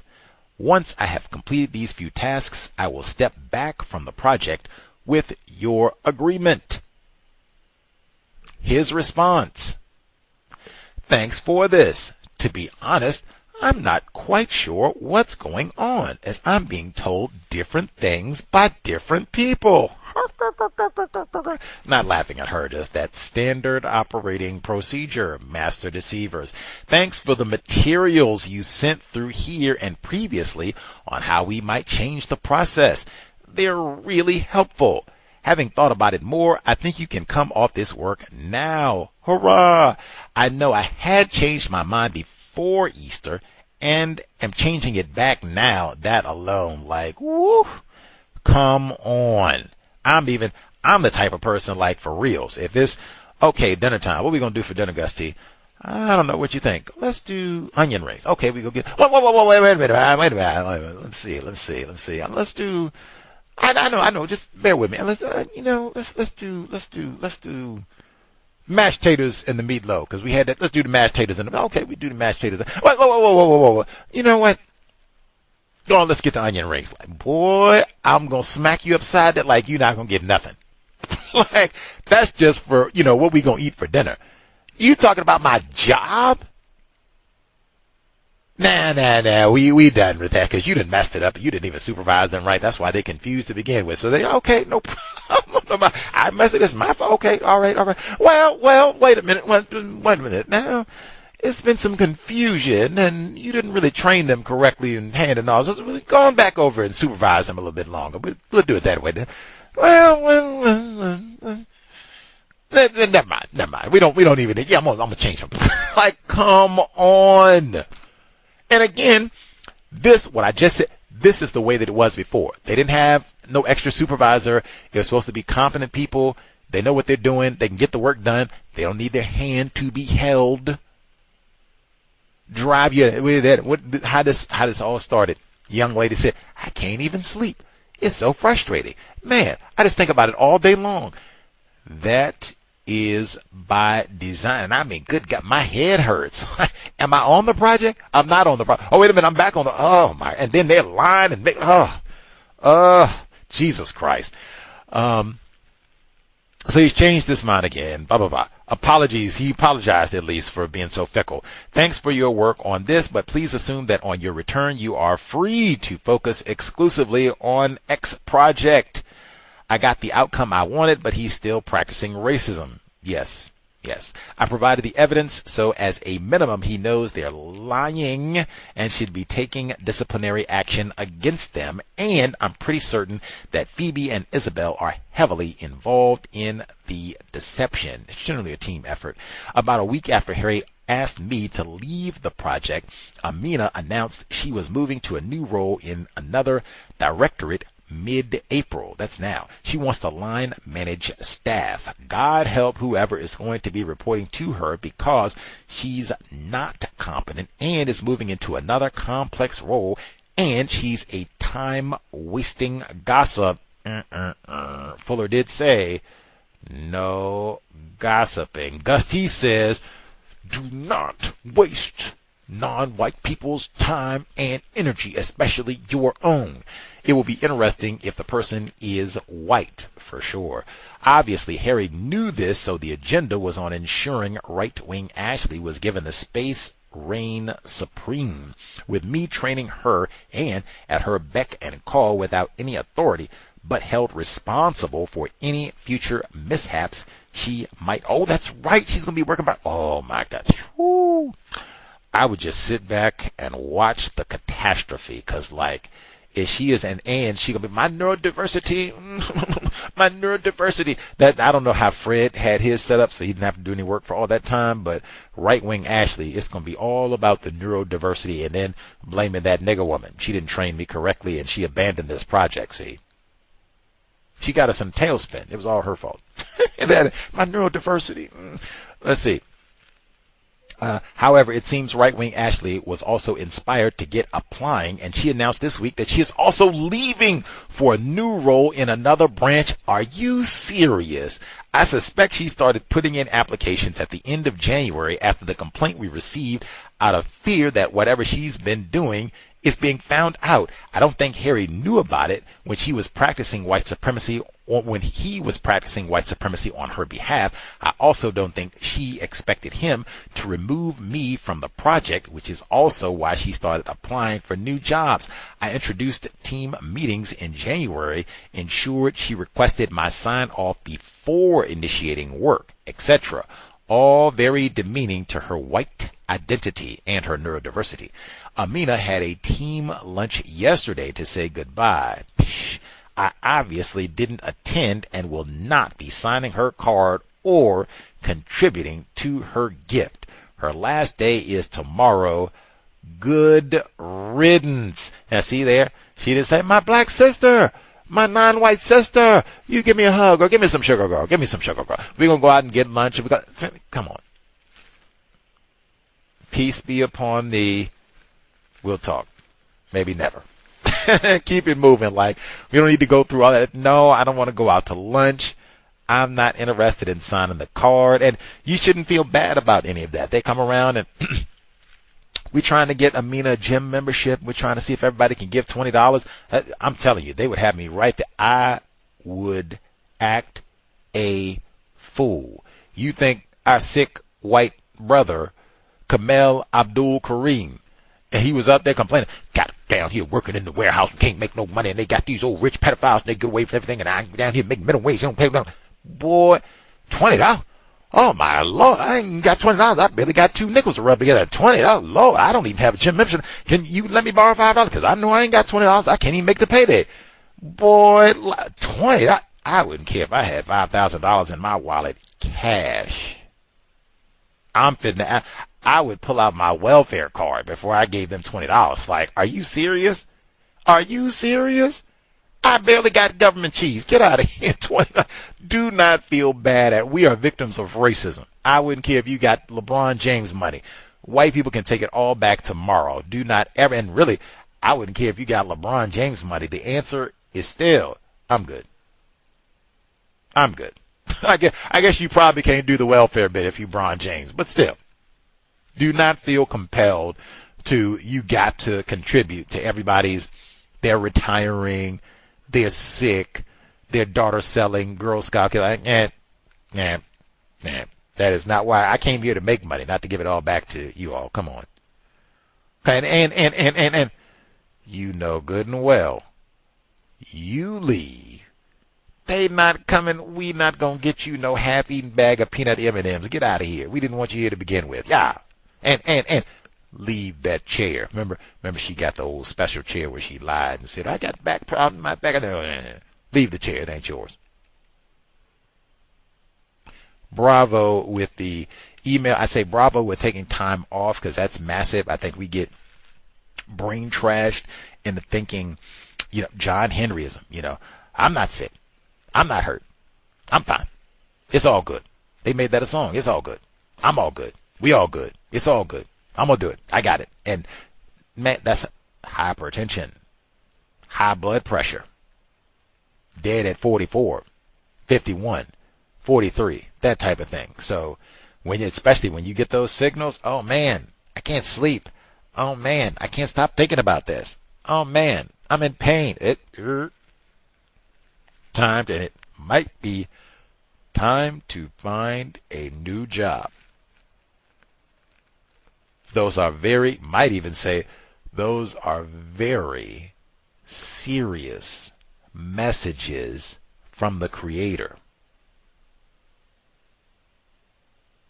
Job well done taking time off for mental health, and then job well done with those emails. That's why I say you want to keep a record, workplace journal of everything, timestamps, dates, who's involved, what was said. A lot of times email will capture all of that. But great job keeping a digital record of all of the lies and mischief to help defend yourself and keeping your composure. I think sometimes even when you do email, that can help you keep composure, because a lot of people, they would not write things down and press send that they might say just, as they say, off the cuff, talking, especially if they're upset, might be willing to verbally say some things that we would not put in writing and pressed send. Much obliged. Let's see. The number again, 720-716-7300. The code 564943 pound. Press star 61 if you would like to participate. The email untiljustice@gmail.com. We'll give folks like 5 minutes or so, see if they have observations to share or if they are spectating for the day. We should be here on Friday, tomorrow, 8 p.m. Eastern, 5 p.m. Pacific. New book, Michelle Alexander's The New Jim Crow. It's been 16 years since that book came out, and we talked about it, heard about it, played audio clips talking about Lashell Alexander for years. We will finally get around to reading the new Jim Crow starting tomorrow. Normal time, 8 p.m. Eastern, 5 p.m. Pacific. Lashell Alexander, non-white female, 1 white parent, 1 black parent. But we are looking forward, or I am super excited. I will say now, if you do not have the book, this is such a widely promoted book. It should be super easy. You should be able to get pay a nickel and get a used copy that is in great condition, maybe brand new. You should be able to get a hardback, audio book, library book, all of the above, with little to no effort. This is one of the most widely circulated, promoted books in some time.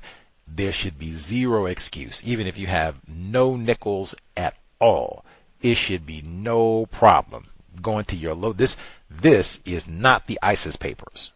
This is not Mr. Fuller's code book. It should be very easy to go to your local public library, Lashell Alexander, New Jim Crow, and they'll probably have it on a big showcase shelf with a nice display and all the rest of it. They might have, 50 copies depending on the size of your location, but you should be able to easily obtain a copy. So no excuse. Do not participate if you don't have the book. I would much rather have silence than folks who are not really paying attention and focus. Let's be scholarly as we read what white people say is a very important book. Lashell Alexander's The New Jim Crow, Catherine Massey Book Club on Friday, April 17, 8 p.m. Eastern, 5 p.m. Pacific. Session 1. I cannot wait. And then compensatory call-in on Saturday, 8 p.m. Eastern, 5 p.m. Pacific. We will catch up on what has transpired over the past 7 days so on the plantation worldwide situation in Iran and all the rest of it. But we'll do that this Saturday, 8 p.m. Eastern, 5 p.m. Pacific.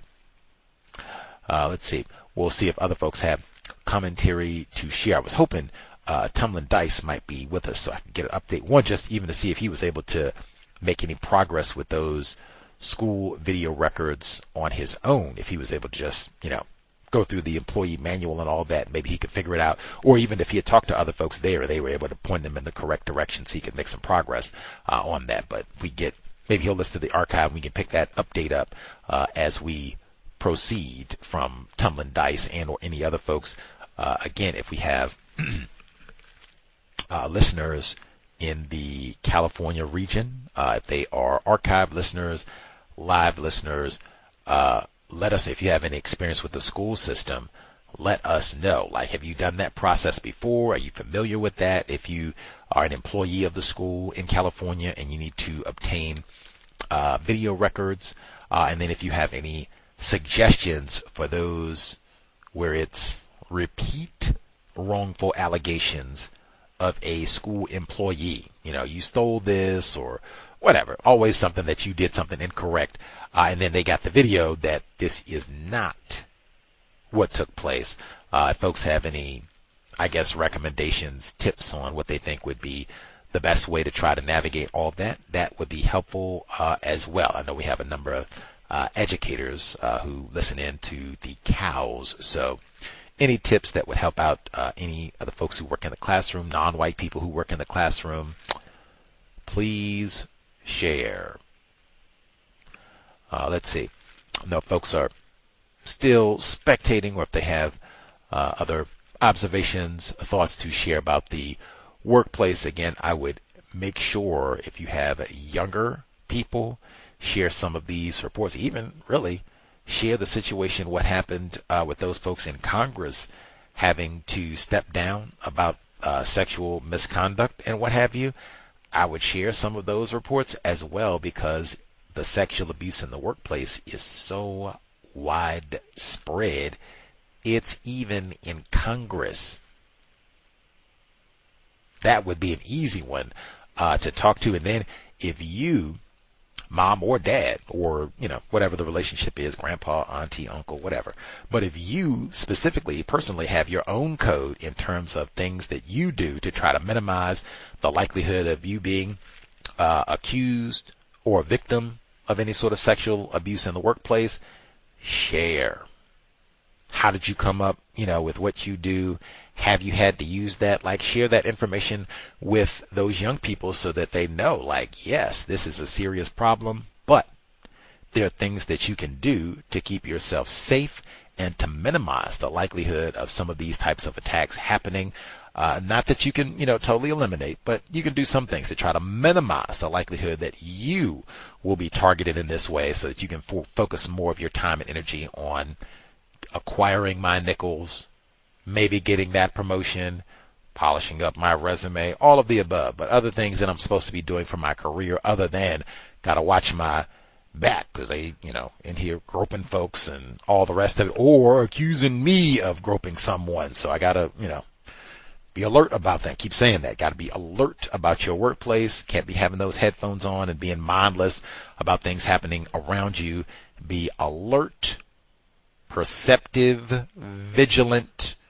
Should not just be that things are happening all around you, even if people are gossiping around you. I don't say participate in it and what have you, but I would at least be aware. You might need to, that was happening. Maybe I need to tell them. Maybe I need to intervene to see if we can get this stopped. Maybe I need to report this. I would at least, be mindful. I'll double check, make sure folks observing or had anything that they wanted to make sure they got in, tips, suggestions, anything of the like. Let's see. Bay Area Mom should be with us. Bay Area Mom dialing in. Yes, ma'am. Hi, thank you. Greetings to you, and I appreciate you taking my call. I just logged in. So I wanted to talk about my space work for workplace racism. It's getting a lot wider, so I think I may have mentioned about the white people that work here trying to become assistant principals, vice principals, whatever they're calling it. And so that's their goal. So we did have a black principal when I started working here. He left last year. Then he passed it to the black lady that was adopted by white parents.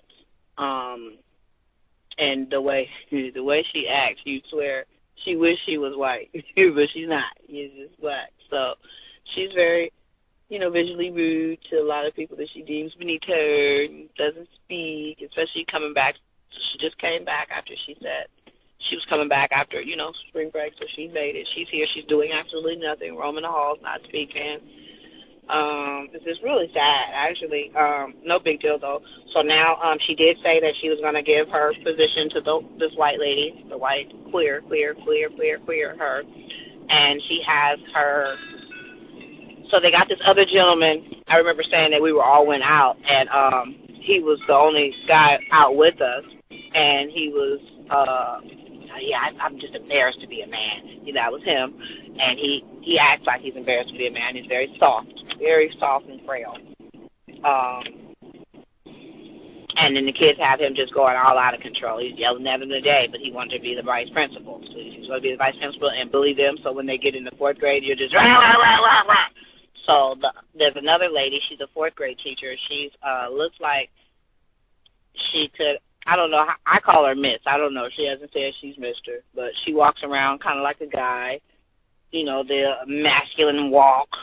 She's very white. She has a white girlfriend or wife or whatever, and she's a physician. So she was going to quit last year, but she's like, I don't know if I'm coming back, but she came back. So this year, maybe she was going to quit, and then they were like, girl, no, just apply for BP. Because that black one, the other black girl that hates men did it, get rid of Bill Cosby. This one, she's vice principal, but she's leaving. She quit. She said she wasn't coming back like February or something. She was giving up her position. So all the blacks quit. Now the whites are coming in acting like, I guess I'll take it. So the one white lady, remember, that's the one, the handwriting specialist lady, she got VP. So, and she's the one that walks around as if she's a man, but looks, I know she's a woman, but I know she dates another woman too. But she, walks around kind of like a masculine woman. So, and she's, just walk, she'll walk, give you the head nod, what's up, and just go on about her business. And nobody really knows her. She's a fourth grade teacher, but the people, white people know her, but nobody really, the kids don't know her. So she did get the vice principal position. So the other gentleman that went for it, I guess he didn't get it. Maybe they were only going to have one from the school and then have somebody else from somewhere else come. Because for whatever reason, we need 3 vice principals and 1 principal, for whatever reason. And they're all white. So now we're looking for the third vice principal, and they interviewed a white lady.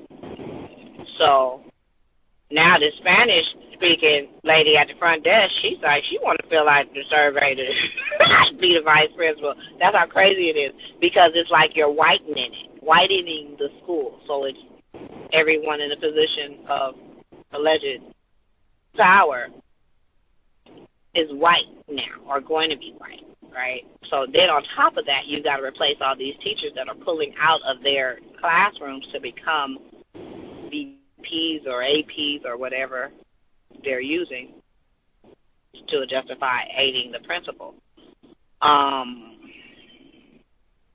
The mental health clinician, we had 2 black mental health clinicians. Now we have no black mental health. Well, one was replaced with another black mental health clinician. She quit. She left with the principal. That was her last day around Thanksgiving break. Ended up with a white guy, and he's the only mental health clinician because the black lady, not only did she not pass her test, she's got pancreatic cancer, and now she's battling, dealing with that. But she found her intent to return for July. So we'll see if she comes back in July. I'm hoping that she comes back in July, just because I think she's in her 70s, and I just would want to see her.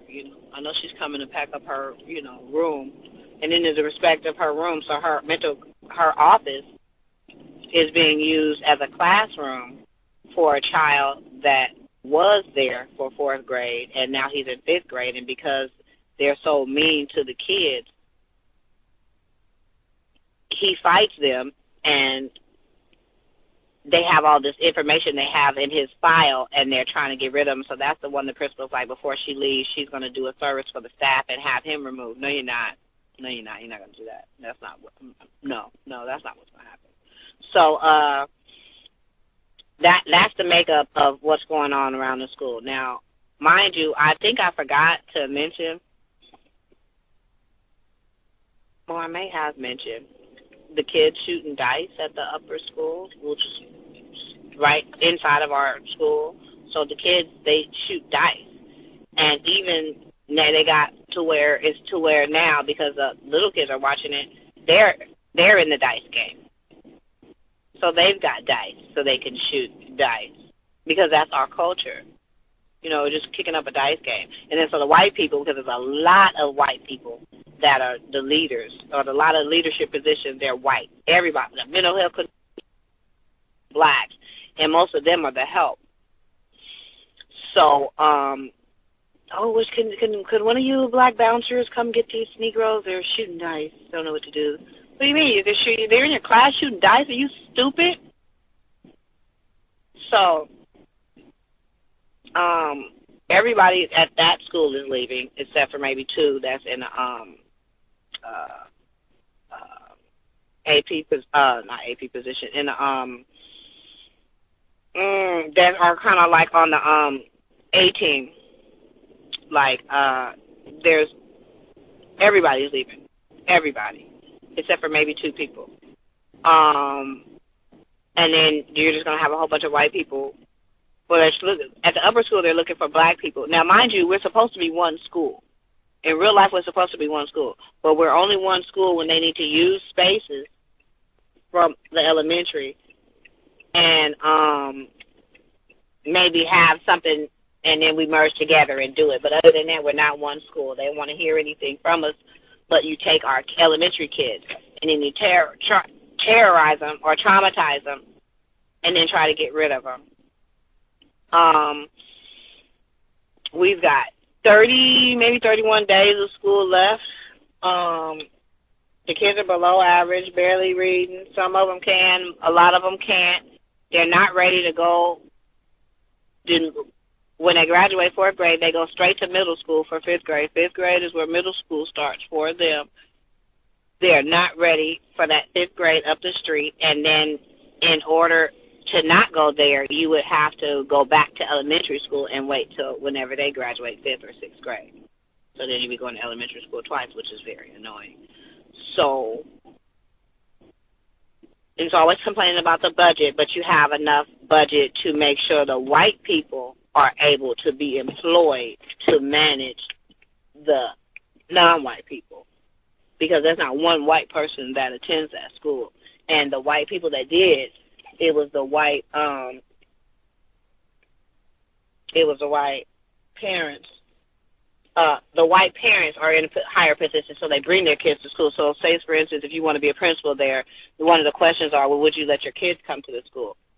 So it's like, yeah. So it's like, okay, bring your kid. So you enroll your kid in there, and but the white people are going to look out for your kid. They're going to overteach him. They're going to give him, make sure he has little authority power over the little non-white kids, and that's what goes on there. And it's interesting to see the white kids telling the black kids, well, no, you're not going to do that. No, hey, what did I say? And then they're allowed. So then they're looking to the white students as leaders. So the white students, they come to our school and they become leaders. And everyone else, they become flunkies. So I don't know with me, I don't know what'll happen with me at the end of the year. They're getting rid of a lot of the people that they don't need.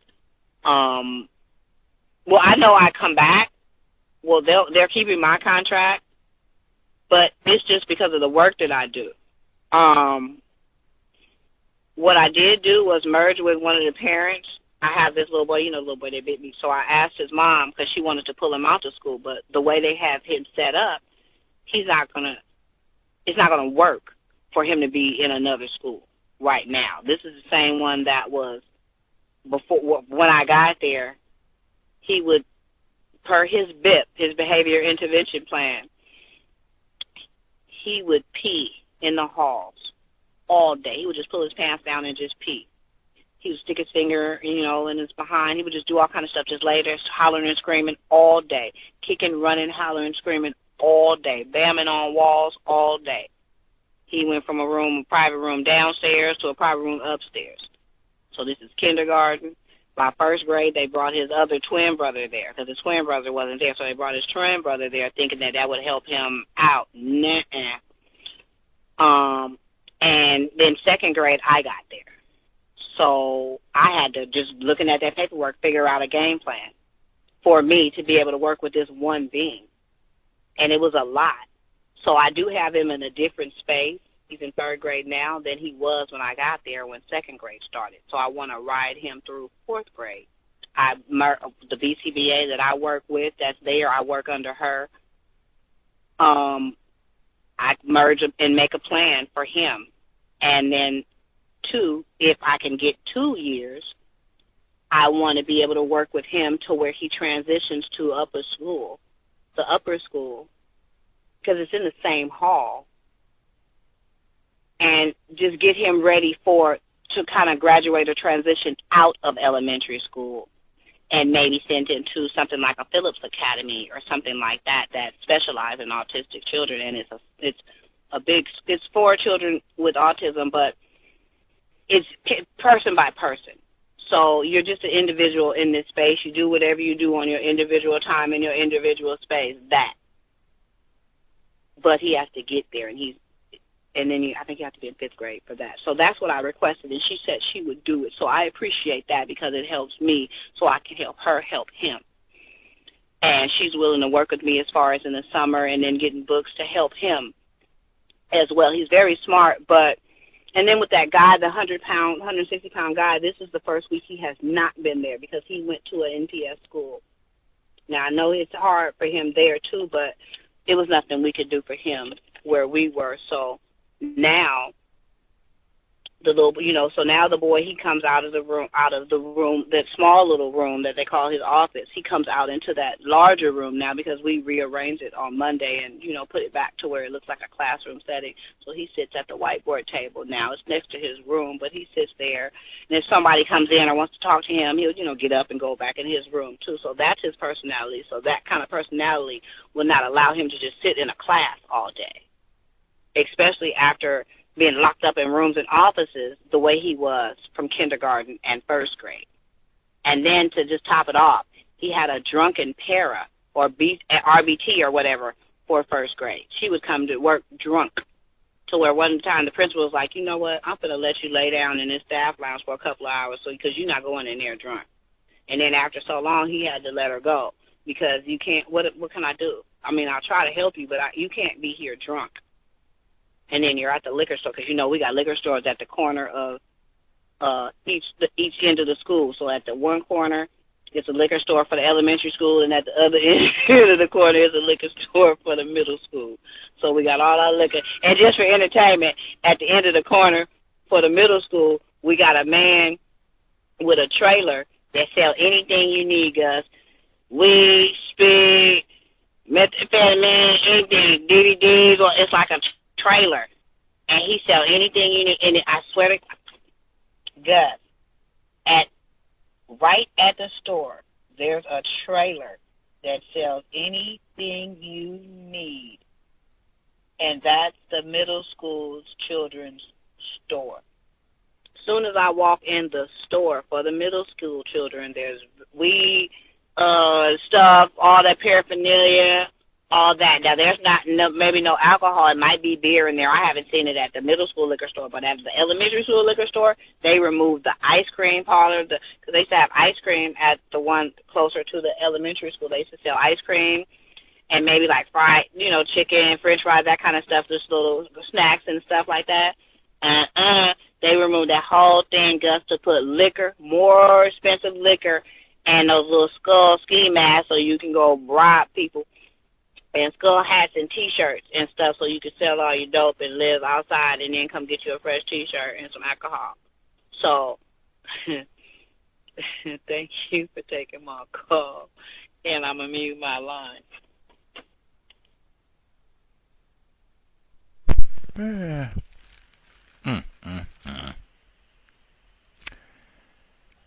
Children, the future. That's what Whitney told us. Man.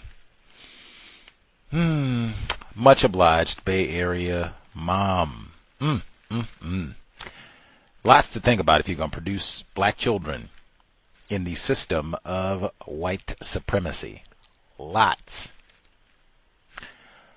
She said the young lady who was adopted by white parents is leaving the school. It seemed like it might have been some influence of that environment on her conduct to be expected. She's leaving and gave her position up, and it's going to be taken by a white person, I believe, white person who's so-called queer. Seems like there's lots of that in that environment with lots of black children. The handwriting specialist, who I believe she had told us about before, when I think it was a young lady, and they were accusing her of something, that you wrote this, you didn't. And they come to find out that no, she didn't do it. It's like, man, I thought you were supposed to be expert on the penmanship, and you didn't even. Anyway, now she got a promotion too, and she's, I guess, also into the anti-sex and all that. She got the vice principal position now at the school because she's an expert. I think she said all of the principals, all four, are white now, and they have no black male mental health clinicians. Exactly the way that white people want things for a school, with lots of black students, lots of non-white students. We'll just parade, and hey, I just said maybe we'll make it. We'll have all our fingers and toes. We get to Memorial Day. Now, that's one way they do the firecrackers and everything. So we hope by the time we get to June, we will still have all our fingers and toes. Folks, the newly elected vice principal at the school with Bay Area mom would say, now, we don't get through May just for nothing. We get through May so we can do the pride celebration and woo, we gonna get the rainbows and all the rest of it. And the children, you better participate. Anywho, so they got all the people on board now in the most powerful positions, so they will be all on board with pride. The dice shooting, I think she had told us about the dice shooting at the school, which is black culture. I do not remember her telling us that the little people at the school are shooting dice, and even with what she told us at the end there about, you know, what book ends the school. Now, that's tacky and tragic, but what bookends the school is the liquor stores and the creative trailer in the middle. Where would middle school and so we're talking like 10, 12. Where would 10, 12-year-old black children, where would they see people shooting dice? Oh, at the liquor store. That's what. At the liquor stores. Plural. But she said, she told us about the dice shooting before. Tumbling dice, right? She told us about the dice shooting. She did not say that the white educators, they see the dice shooters, and as opposed to, hey, we don't do no dice shooting. This is not the liquor store. You go out on the liquor store, you come in here and get education. You don't want to be out on the corner shooting dice all your life. Put the dice away. We don't do all that in here. We're going to learn the singular and plural, see? She could have done that. She didn't do that. She said, hey, Negro bouncer, we got tumbling dice's cousins. Do you not get a page? And she said, it's your classroom. Like, you're not in charge. Like, that's what you're supposed to do. As a T, you don't leave. Hey, they throwing spitballs in the back. And he said, they got the phone and doing the TikTok. Can y'all do something about that? They got the dice and they do it. Put the dice down, Leroy. What's wrong with you? I know your uncle is out on the, I know. You're not going to be like your uncle. Put the dice away. We're going to read. See, we get a book and read all about the history of dice, maybe. Let's see. And we just talked to Dr. Rogers. That's in his dissertation. He wrote about that. Not that I had never heard this before, but that's almost the role of the Negro. We don't want no Negro educators, period. If you do have to be here, that's going to be your role. Bouncer. Any of the problems we don't want to deal with. In fact, she has said the young lady who had the bathroom issues and, oh no, I don't want to deal with her. We might have to go clean her up and all that. You do that. Bouncer, Negro bouncer, any of those type students or difficulties, that's what you do. He got behavioral problems. There you go. That's yours. You do that. Yes. We're going to be over here working on the pride celebration. Let's see. I love it. She said she was working with the young fella. You're not going to talk all slick and aggressive and don't do that. Put that down. We're not going to talk to the young patient. I keep saying that. Like, these are the young people that need help. It doesn't seem like there's a lot of patience with these folks. Like, we just, quiet room. Just on the attack with these little people. She said, wait, we're not going to do all that. In fact, we're going to get some books. Help him read. Whew. That is revolutionary. I mean, and I can't see that. Even if you are into the pride and anti-sex, you still had to get a master's degree, yes? We can come up with an academic plan. Help some of these folks get on level. She's been saying that the whole academic year and before. All these folks, the middle school is right there. All these folks who can't read, June is right around the corner. We about to end the school year, can't read, not ready to successfully transition to middle school. A lot of it because they can't read. And we don't have no folks here with the will. Let's lock in. Let's do what we can about that reading. See if we can at least get them a few extra points. Hopefully we can get them on a correct path once they get to middle school and they can get right. Nah. We not. just trying to get rid of these Negro staff ramps. Come on.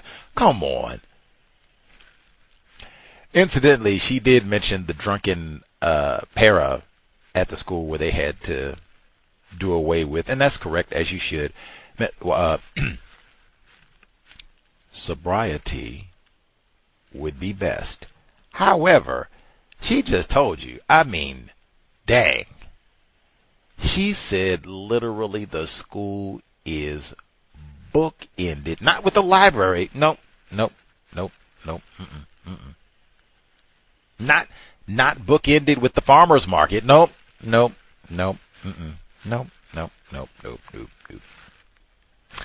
Not even book-ended with the homeless shelter. Because that's where you go if you can't read, right? That or prison. She said book-ended with the liquor store. Stores, plural, forgive me. Even that. Which one of you all, you went to a middle school? I understand by 17 you're supposed to be an expert at Mad Dog, but middle school? Elementary school? Which one of you went to elementary school that you had a single liquor store on the corner? I'm not advocating. I'm just saying, dang, if that's the sort of chemical, biological, toxic environment that you live in, where the elementary school got liquor, no giggles. The 10-year-olds that shoot dice, they got Mad Dog on both corners. Why would I be stunned about the para supposed to be there to help the child? Why would I be surprised that you've been drinking the Mad Dog? It's on both corners. It's on both corners at my school too. That's what she might say. And she might be right. That doesn't make it any better, but wow, that is, who is to blame for all that? That's why I said you put that in context with, why are the children shooting dice? They're 10. Where did they? Gus, you ignorant enough, you suggesting if they didn't have the liquor stores next to the school, they might not be shooting dice at the school? Maybe. I'm sure one or two of them got a Leroy at home who might do a little dice shooting in the living room or on the back porch, but still. No, because you got to walk by it twice, and yeah. Even, I think she had told us about all the vaping.